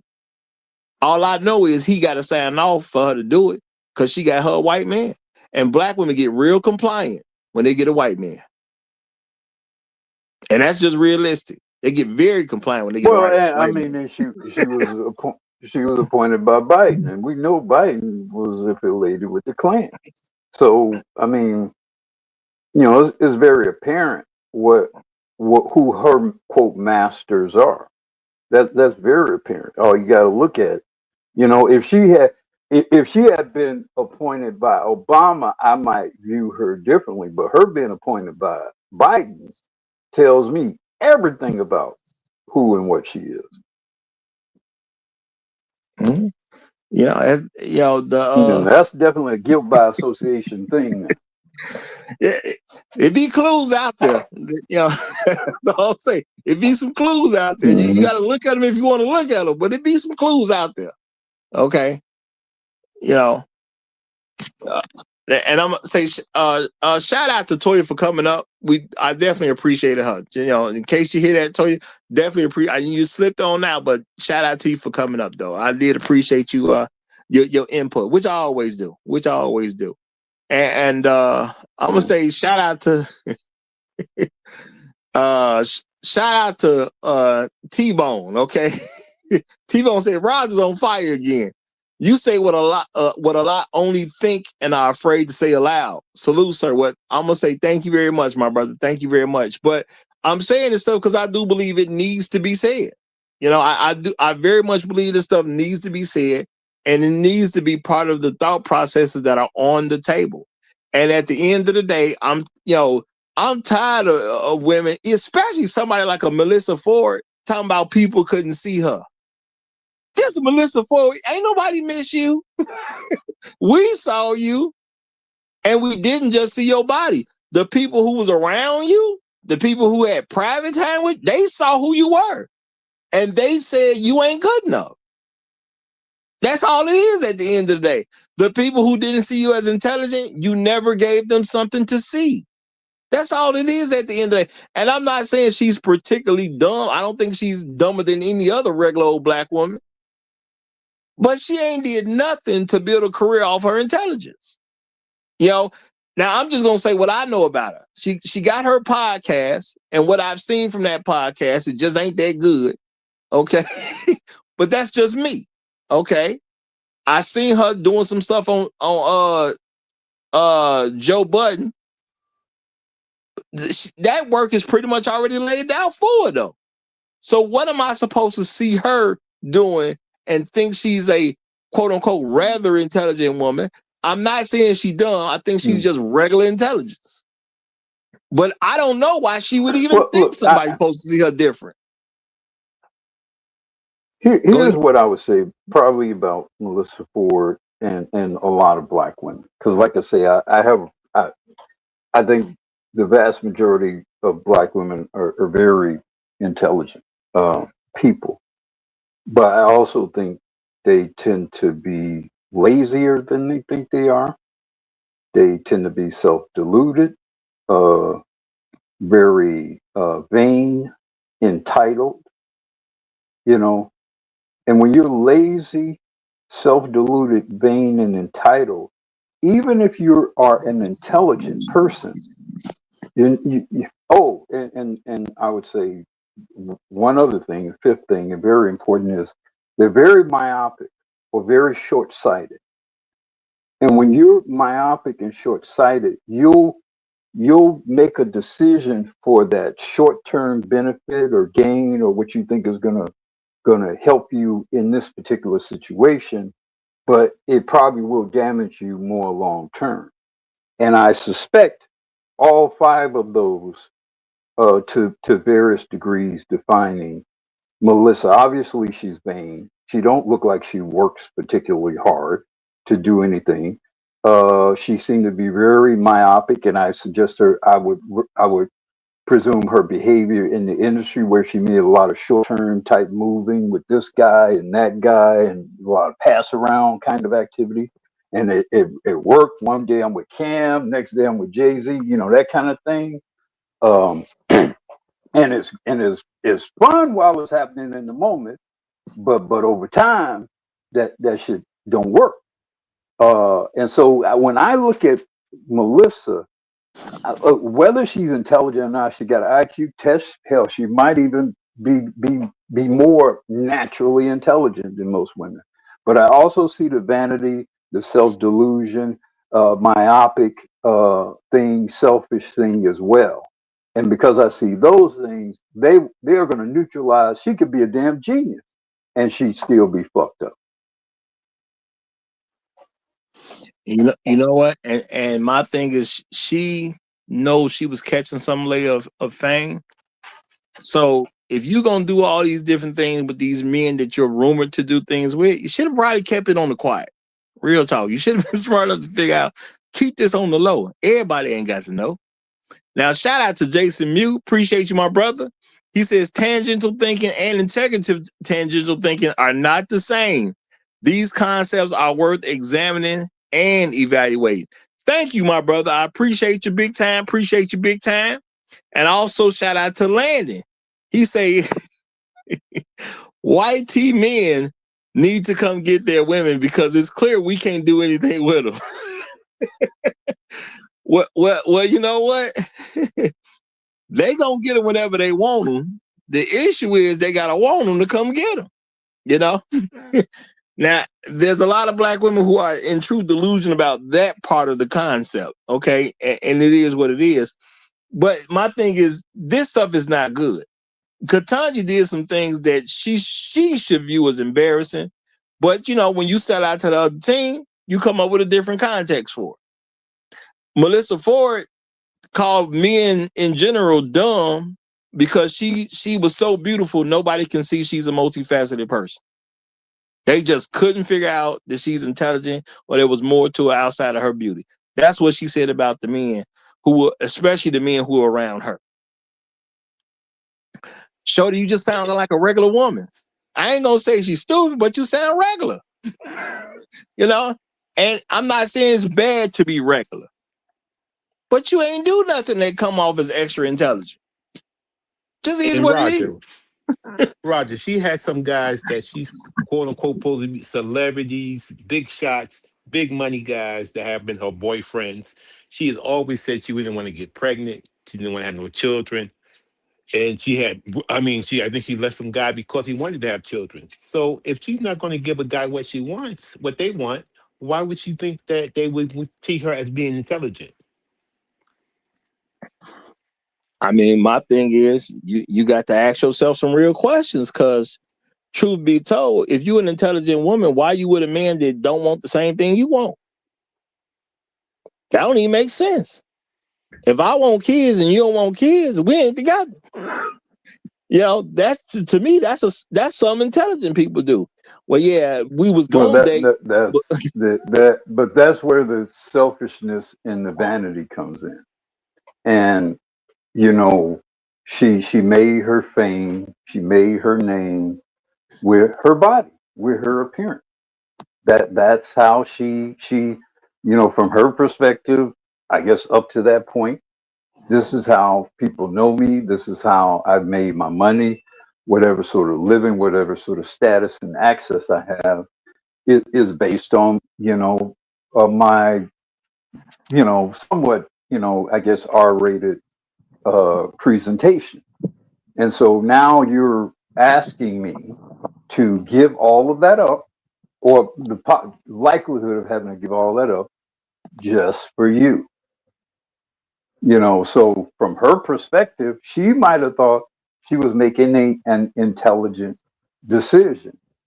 In some respects, depending on how you look at things, that might be true. But again, it's short-sighted, because you're not always going to be beautiful. And like, I don't know who her counselor, she said some very interesting things about her family background. Her mother was white and Canadian, and so I think there's some things about her background in particular that probably contributed to her making some bad decisions. Apparently her mother was kind of a hippie sort, so white hippie from Canada or whatever.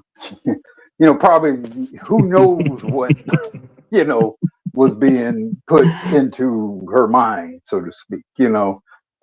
And she might have made what she thought were some good short-term decisions, but long-term, not that good.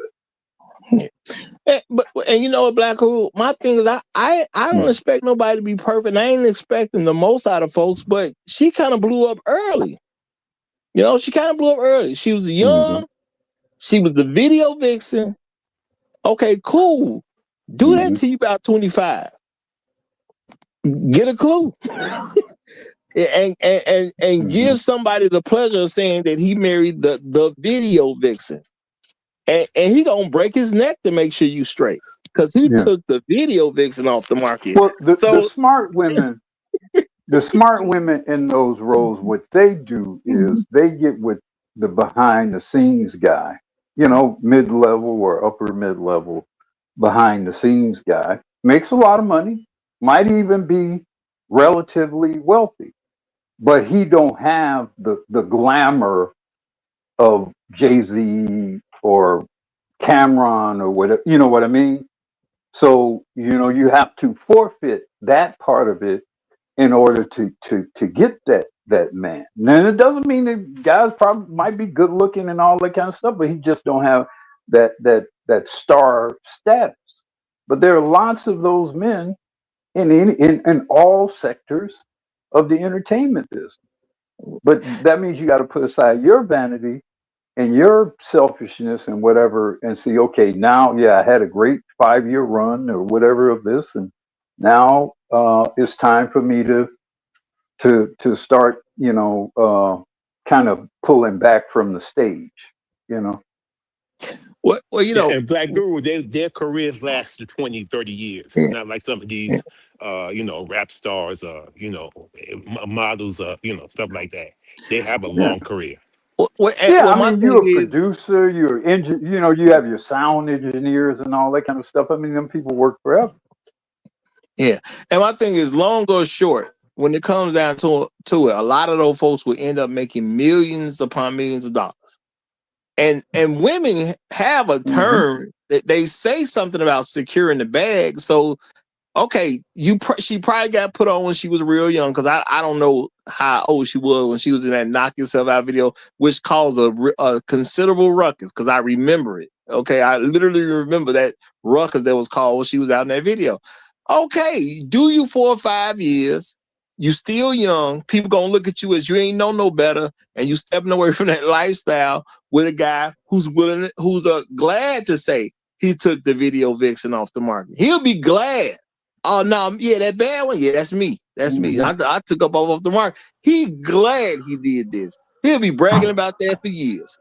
And at the end of the day, now she's straight because she got somebody who's about her on a regular basis, and stuff will go somewhat or relatively easy for you. But no, I got to be stupid. I got to stress stuff even further, and I got to come to the conclusion that the men are just slow and they can't see my intelligence when she ain't said anything particularly intelligent.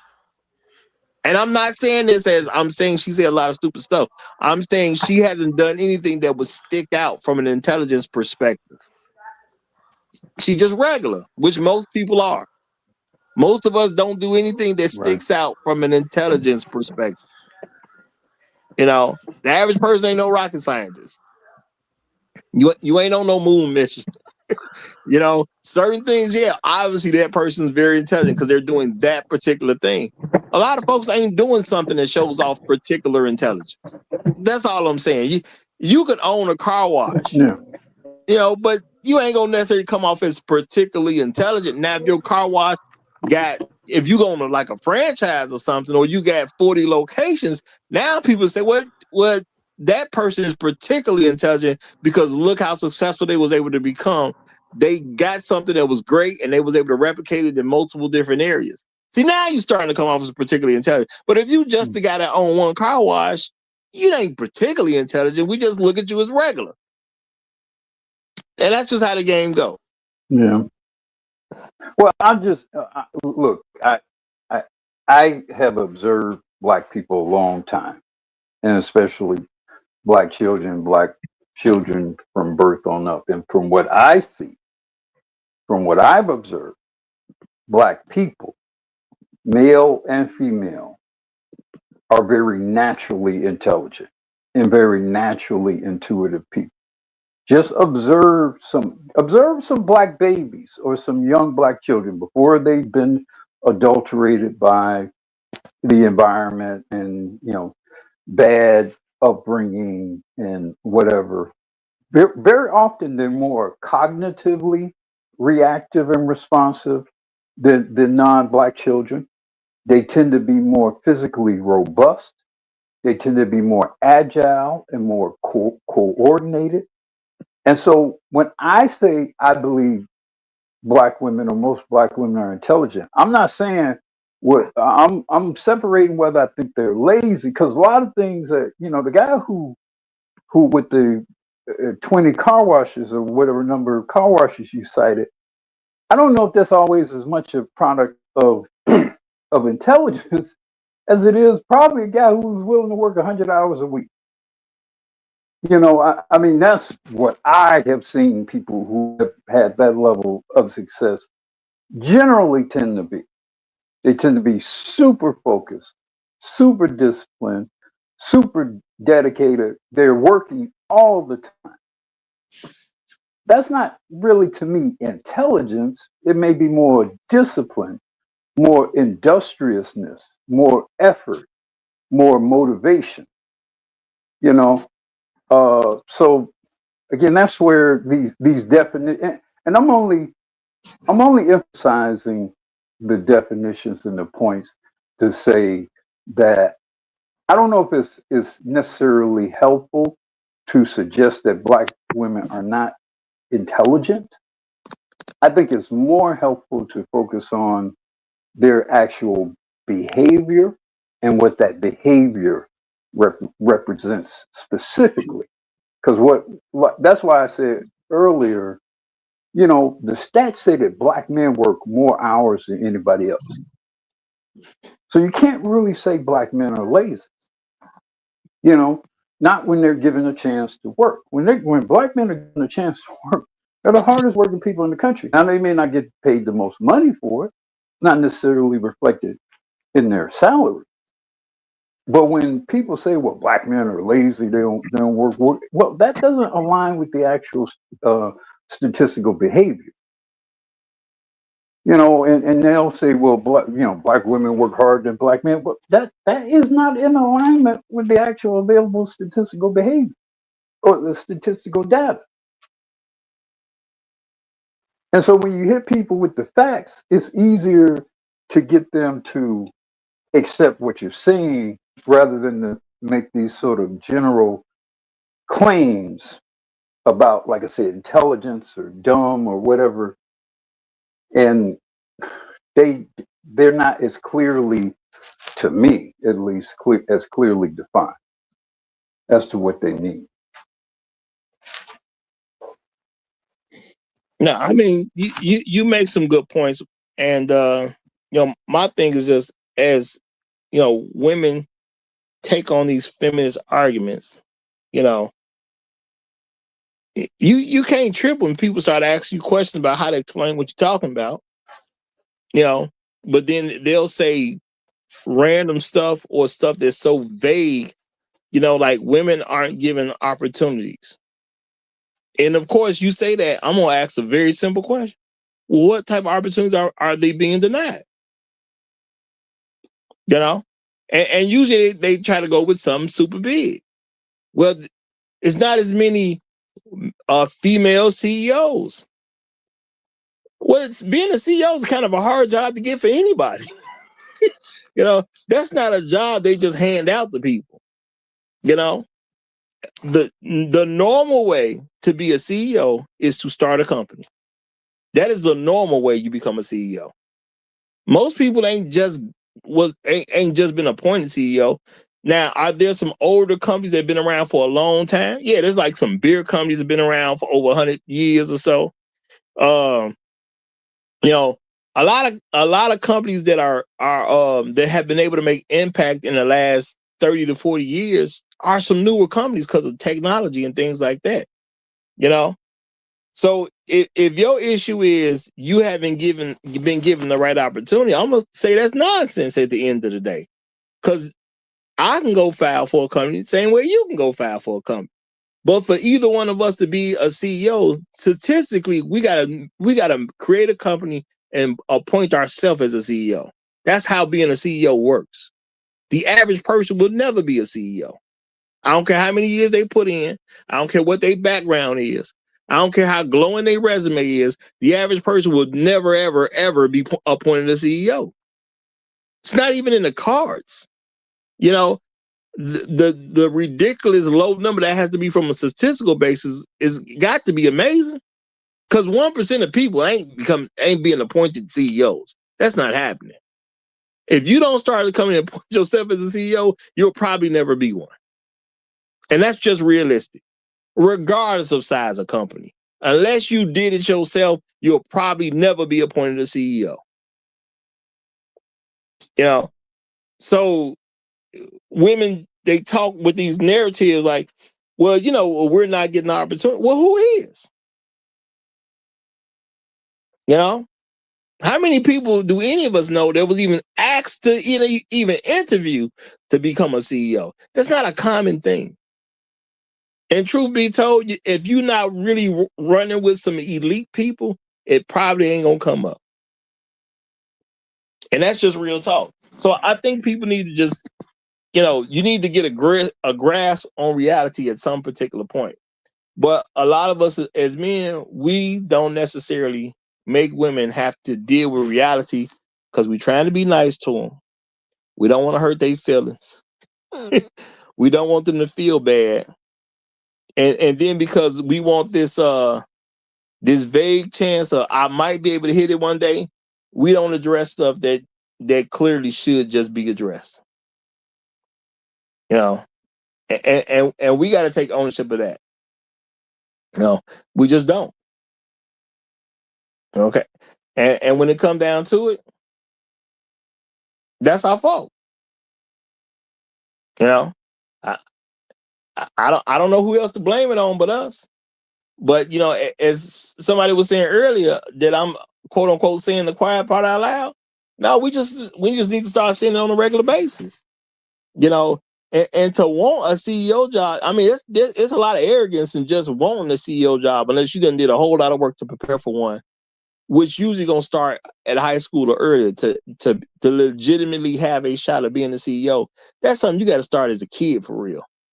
If you want to be appointed to some successful company as a CEO, you know, that's how that works. But they don't take it that way.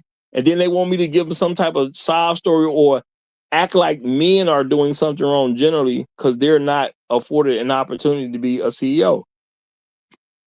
That's crazy. Why don't you try being a janitor? That's a lot easier job to get. It's just a lot easier. And then everybody wants the highfalutin position where you got all this status that come with it, but you ain't fighting for the regular job. Because my thing is, women get jobs all day long. You know, they can be employed all day long, and they could leave employment and come back. You know, as a woman, a woman can leave a job and you know have a baby, give a little bit of time off. I ain't saying forever, you know, but if you take a year and a half off, there's a chance that you are able to come back and get a similar position. You may not be able to get your exact position, but they already know who you are. They're good with you. They might give your old job back or something close to it because you already have a relationship with the company. That don't happen for men like that. If we need a year off, we really got to explain why we need a year off. And we got to make people real comfortable with it. And telling somebody you need a year off because you had a baby, it just ain't going to fly. If we going to be realistic. You know, that just ain't going to fly. You know. Now, shout out to No Placeholder. He says, assessing the returns of white supremacy and picking white supremacy can be seen as treacherous behavior. But to deem it unintelligent or dumb, perhaps not. Now, and I'll say this to that, No Placeholder. If you pick white supremacy and it didn't work out for you, how smart was it for you to pick it? Now, because I totally get what you're saying, and I will not disagree with what you're saying. But if you picked white supremacy and white supremacy didn't work out for you. Because, I mean, the most intelligent people or the most successful people, let me be a little more specific in that regard, are wrong all the time. They're wrong all the time. In fact, probably most of their decisions are in some gradation between being just totally wrong and 50-50 as to whether or not they'll work. That's the most successful people. So just because something does not work is not necessarily a sign of intelligence. Very often it's a sign of different conditions changing, circumstances changing, resources, maybe some flaw in some part of the matrix of your decision making. But it doesn't in and of itself mean you're not intelligent. It could mean a lot of different things. But the most successful people are wrong all the time. And Michael Jordan famously said he missed 9,000 shots, right? The most successful basketball player ever, one of the most successful human beings ever. And he famously said in that Nike commercial, the reason why I succeed is because I missed all those shots. Nah, that's just the reason why he's not the leading scorer, but I digress. Man, go on with that bullshit. I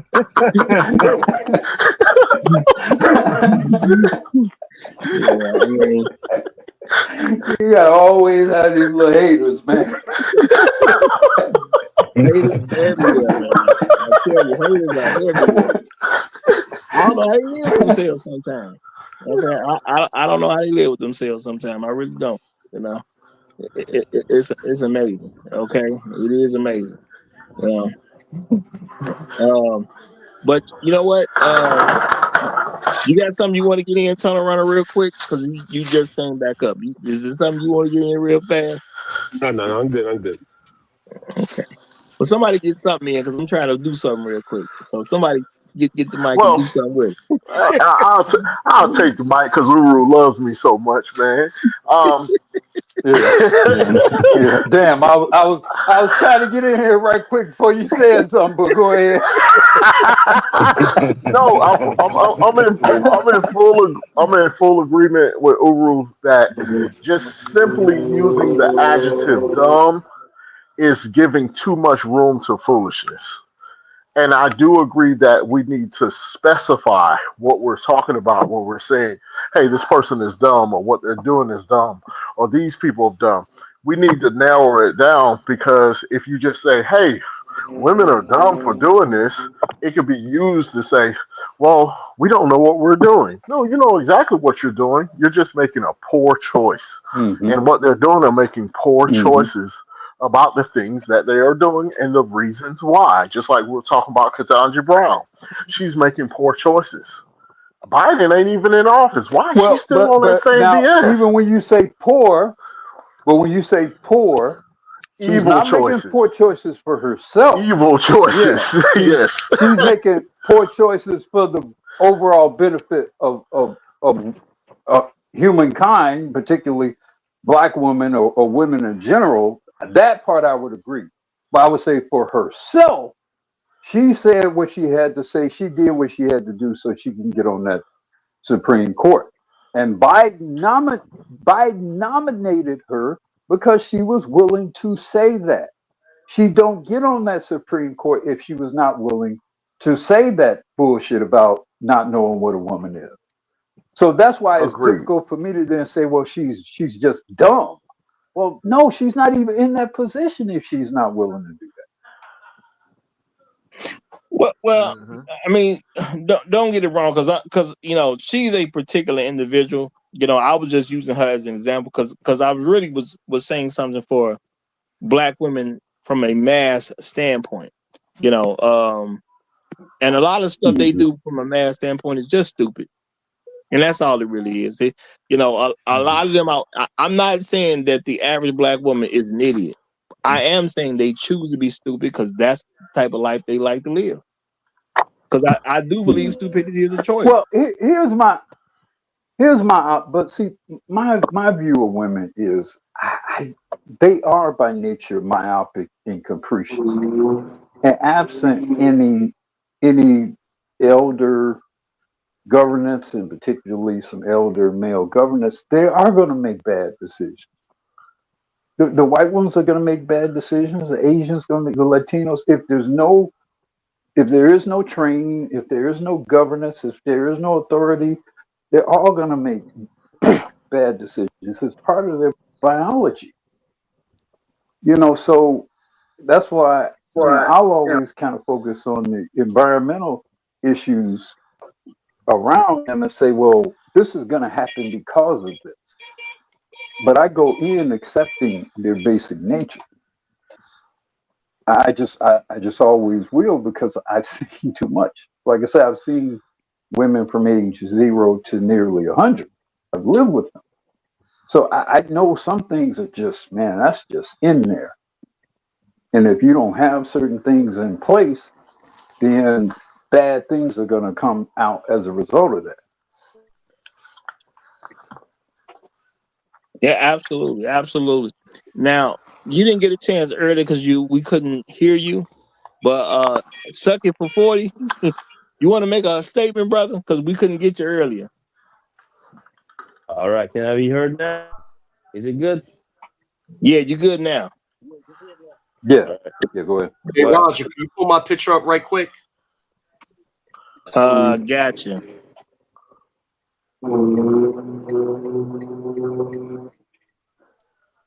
No, the picture. I put a picture in the present. Uh-huh. In the private? Did you put it in the private chat? No, I put a picture up so you could show it. I don't see what the picture is. That's what I'm looking for. We can't see it. Is it on your screen? No, I put it to present. Oh, brother, I don't even know what that is. That's between you and Roger. I gotta find it. Okay, just give me a second. Give me a second. But go ahead, second for 40. Yeah, I know that they like to complain about wage gap and things like that. But funny that they never complain when an average woman just gets an OnlyFans and makes $5 million. Open. You don't do that kind of money. I've heard of a male performer making that kind of money in that short amount of time on social media or that nature. So should men complain about the wage gap also? And also, I think they know exactly what they are doing. They just don't care. Okay? Whatever that entails. If that entails the civilization of society, they just don't care. But they gonna destroy everything, and you men are going to rebuild it again. That's about it.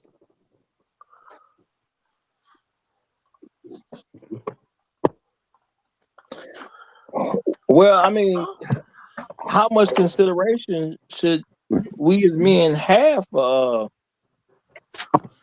women's concerns in a country where they could do all this stuff themselves? It's not like they need us to do the stuff for them, but they're trying to manipulate us to do it for them. They want us to make them CEOs because they're too lazy to build a company that will be a CEO. Okay? And you know what? There you go. Now I'm going to say, I'm going to say, you know. Wait. Before you even get started, Roger. Before you even get started, MJ says it. If the goat says it must be true. I can't argue with the goat, man. I can't argue with the goat. The goat stands by that message. There's all kind of double entendres here going on, and I feel like you're taking a shot at me, Red Supercell. What's going on here, man? What's going on? He's just honoring one of our living legends. Remember, Michael Jordan is a Roger Report Live living legend. He's just honoring a living legend. I mean, but you can't argue with him. Well, I look at this like this. This is one of them 9,000 shots he missed. This is what this is. Well, I mean, he might have missed about 9,000. It took him about 26 to win the games he needed. So he all right. He was willing to take the 9,000 misses to get the 26 they count. Let's keep that in mind. I ain't mad at that. Hey, man. He doing good work. I ain't mad at him. Red Pill Sleeper said, my hats is off to you, brother. My hats is off to you. Yeah. I mean, fantastic. That's all I can say, man. Because sometimes you got to pull a goat out. You know what I'm saying? Sometimes you got to pull a goat out to let people understand what time it is.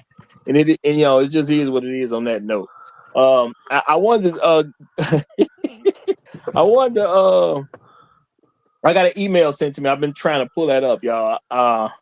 Had to go through something to get it pulled up, but there was an email sent from the audience, Brooklyn's Finest.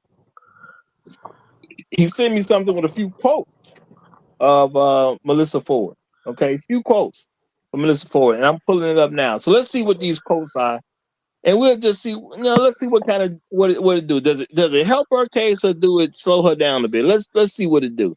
Now I ain't looked at them, They just got sent to me. Shout out to Brooklyn's Finest for sending them. All right. First thing I see, we live in a society where men assign women humanity and worth based on how attractive they are to them. Is this saying anything? Is this bad, good? What y'all think? We live in a society where men assign women humanity and worth based on how attractive they are to them. Now, I'm gonna say, sounds like oh, go something ahead. Big Mama would say. Sounds Now, like something Big Mama would say. Now, I'm gonna say, I don't think men assign humanity to humans. I can see that as a dumb person saying that, but I don't think men, quote unquote, assign humanity to humans. I think men accept humans are humans. Okay, because that's what humans do. We accept certain things are what they are. So no, they don't assign humanity to women. Now, this thing about and based on how attractive they are to them, yes, men are going to make decisions about where you're going to fit as a human based on your attractiveness. And why shouldn't they? That's my thing. Like, this is kind of silly because why shouldn't they? If I'm not attracted to her, I'm not going to make her my wife. If I'm not attracted to her, I may not put her in a certain position at work because she may not be that charismatic. She may not know how to make connections. She may not be able to make my dream prosper. Yeah, so why shouldn't they? And now notice he said, well, I don't even worry about the fact that they do this stuff themselves, but you know what I'm saying? And you know what? That's also a thing where I know women don't move with the wild stuff because a lot of stuff they do is just projection. It's what they do, and they just think men think just like they think. And also, I found that pretty rich that they only see men as wallets, ATMs, guard dogs, and dildos, and then they want to turn around and talk about men assigning marriage based on his attraction. Okay, that's fair. Say the same about them when they claim that men who are under 6 feet tall are not men. If you're starts with a 5, you're not a man. So can we claim that men are being dehumanized based on our physical appearance also? Because they do it all the time. I mean, we could go tit for tat for something like this, but I don't want to waste that type of time because I'm trying to get off, and we passed the 3-hour mark. So I would ask, and I'm not saying anyone here should know this. The answer to this question is, when did you say that, Melissa? Did you say that in your heyday when you were appearing in music videos, probably getting, I don't know, $100,000 or whatever they were paying, women like yourself when Jay-Z or whomever were making these multi-million-dollar I forget the name of the director, the popular director back then, Hype Williams, right? Hype Williams. When they had these, when they had these $2-3 million budgets for these videos and can throw you out, $100,000 or whatever to appear in them. Were you complaining then about the men judging your humanity based on your appearance, Melissa? Were you complaining about the men judging your humanity based on your beauty when you were appearing on those countless King and all those magazine covers, right? Were you complaining about it then, Melissa? Yeah, Double XL, all those, you guys know the names of it. Were you complaining about men valuing you based on your beauty then? I seriously doubt that, Melissa. I seriously doubt that. So I would say, Melissa, you are a hypocrite. Whoa. I would say you are a hypocrite. You are a beneficiary of this particular preference and special attention that is given to a beautiful woman. You are famous because of it. You're relatively wealthy because of it. You have high status because of it. So for you to then lament this alleged men only assigning value to females because of their beauty, boy, I mean, you're a living symbol of the very hypocrisy that you're complaining about. Y'all, well, you know what, y'all? I do got to get off air. I got stuff I got to do. I got moves I got to make. But there's three more that they put, and I'm gonna bring these three up in another show. Hey, Roger. Real talk. Hey, Roger. Yes, sir. Show my picture. Yes, sir. You know, because you out here doing great work. So, you know. This a bull. Bro, what is you talking about? Let that I man. mean, because surely if, Melissa, you were concerned about men predating on female beauty, then you would not have taken those pictures for Double XL magazine and King magazine. You wouldn't have appeared in those music videos, you know, with your pouty lips and your ass poked out. You wouldn't have done that. That would have been beneath you. Exactly. But you know, y'all, we might deal with this tomorrow, but I'm definitely gonna bring this back up because it's three other quotes on this too. So I'm gonna say that first quote, yeah, that's like a walking contradiction right there. And I'm gonna kind of leave it alone because we gonna holler at Melissa again. We gonna holler at Melissa, y'all.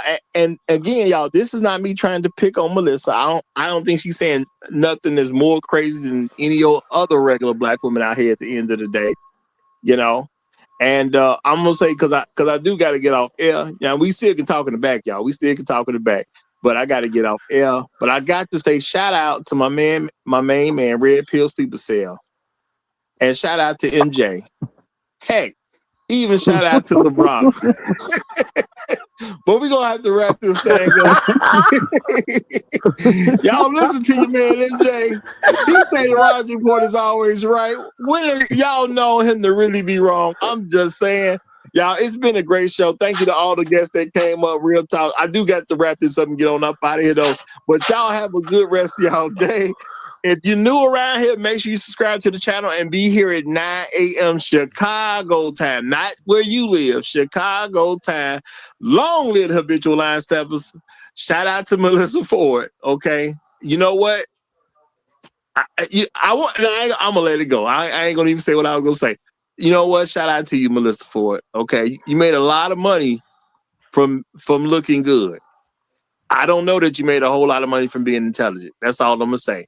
Okay, I'm not saying you're not smart as smart as a regular old everyday black woman. I'm sure you are, but yeah, I don't remember nothing in your background that means you're supposed to get like extra for being intelligent. I just don't know anything about that in your background, and I don't think I don't know it because of what you look like. I think I don't know it because you haven't really presented it, or you've presented it very little. I don't know about your engineering background. And that's just real talk. I don't know that you're a doctor.